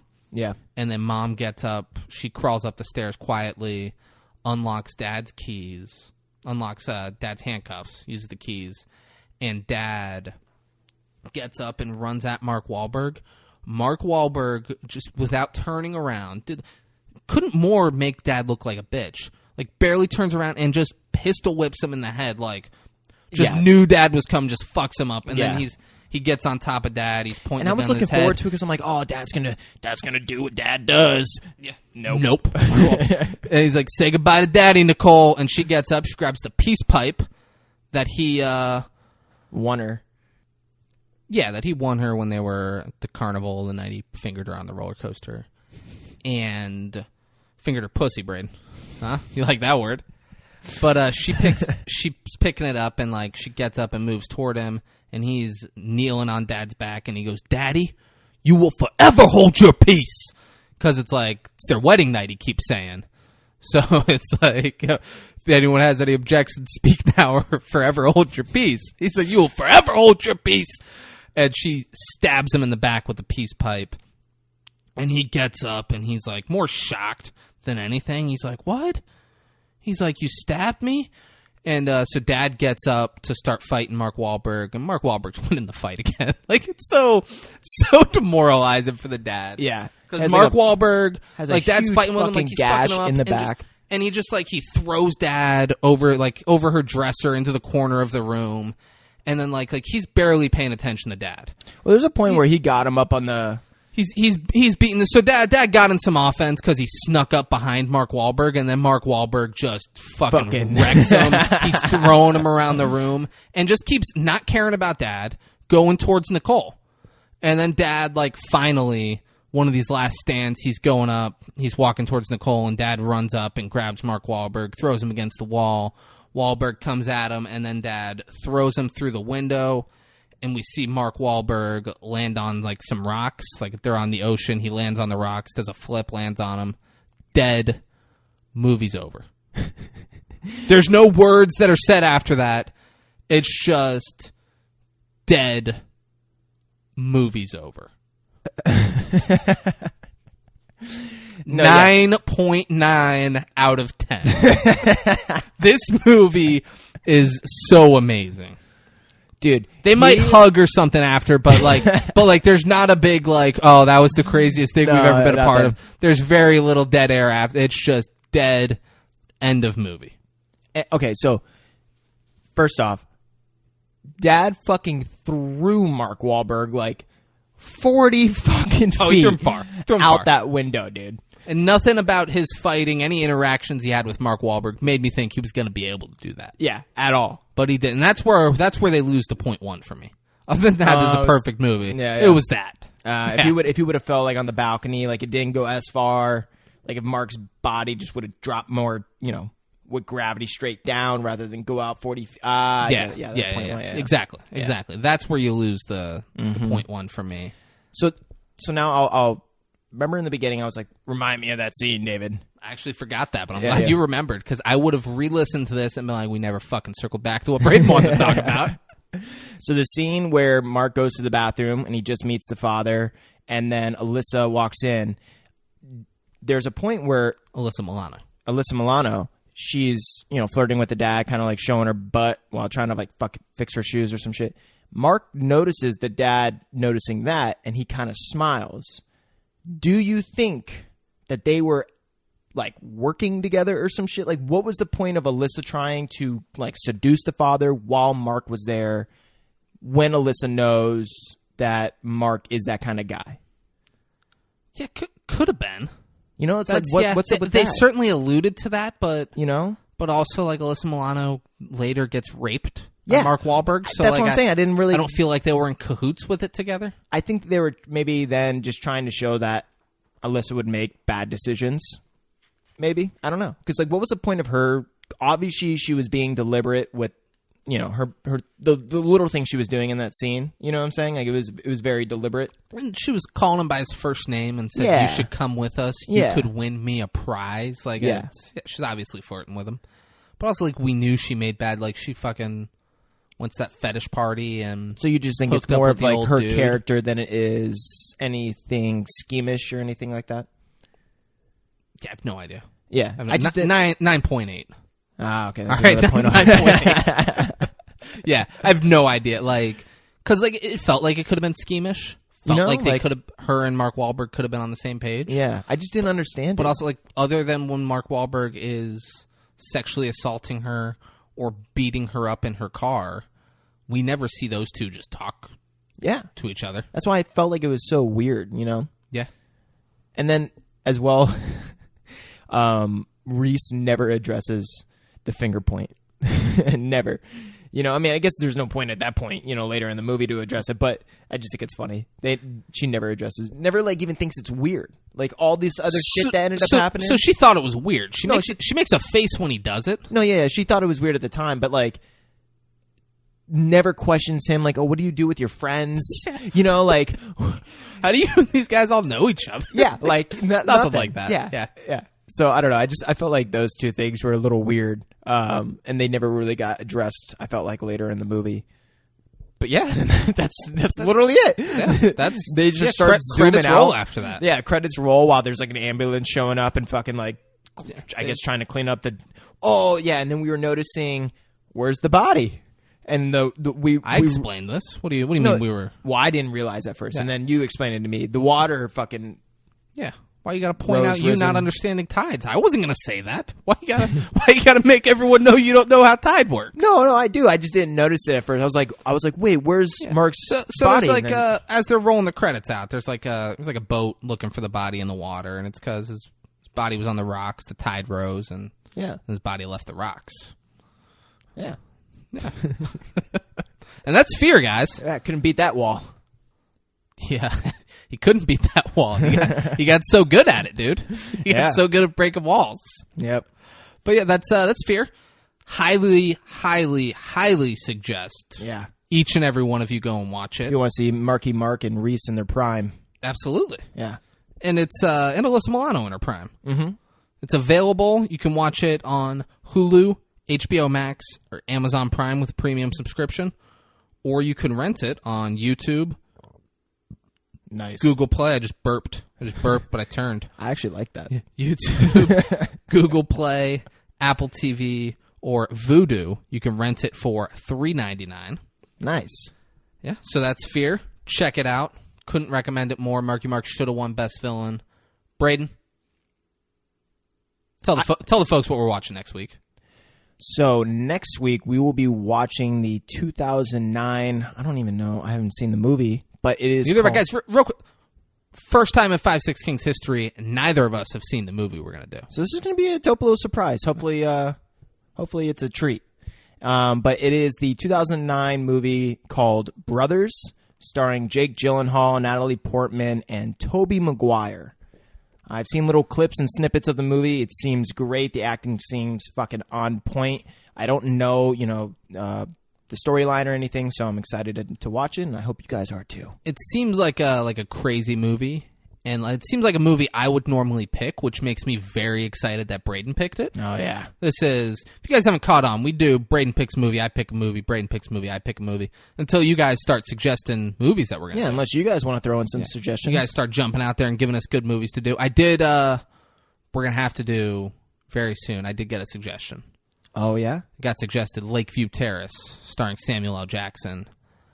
Maybe the following week we do that. It's called Lakeview Terrace? It's called Lakeview Terrace. It's fantastic. Seems like a jump for a movie title. Next, they makes sense. Next week we're doing Brothers. Following week we're doing Lakeview Terrace. Sweet. But send us your suggestions. Yeah. Brothers, if you guys want to watch it beforehand, it's available for free on Peacock TV if you have a subscription, or you can rent it on YouTube, Apple TV, Vudo, or Amazon Prime Video for $3.99. $3.99 seems to be the going rate for a movie rental. Yeah. Especially with all these online streams today and everything. I mean, you got to price it down there, You got to. Yeah. You got to. So, guys, I hope you enjoyed the podcast. Go watch Fear, watch Brothers, and, yeah, I'm going to go beat the shit out of my chest for a little bit. Fire. Dope. Oh, and ladies and gentlemen, don't forget, we have a new episode every motherfucking Monday. All right. Peace out.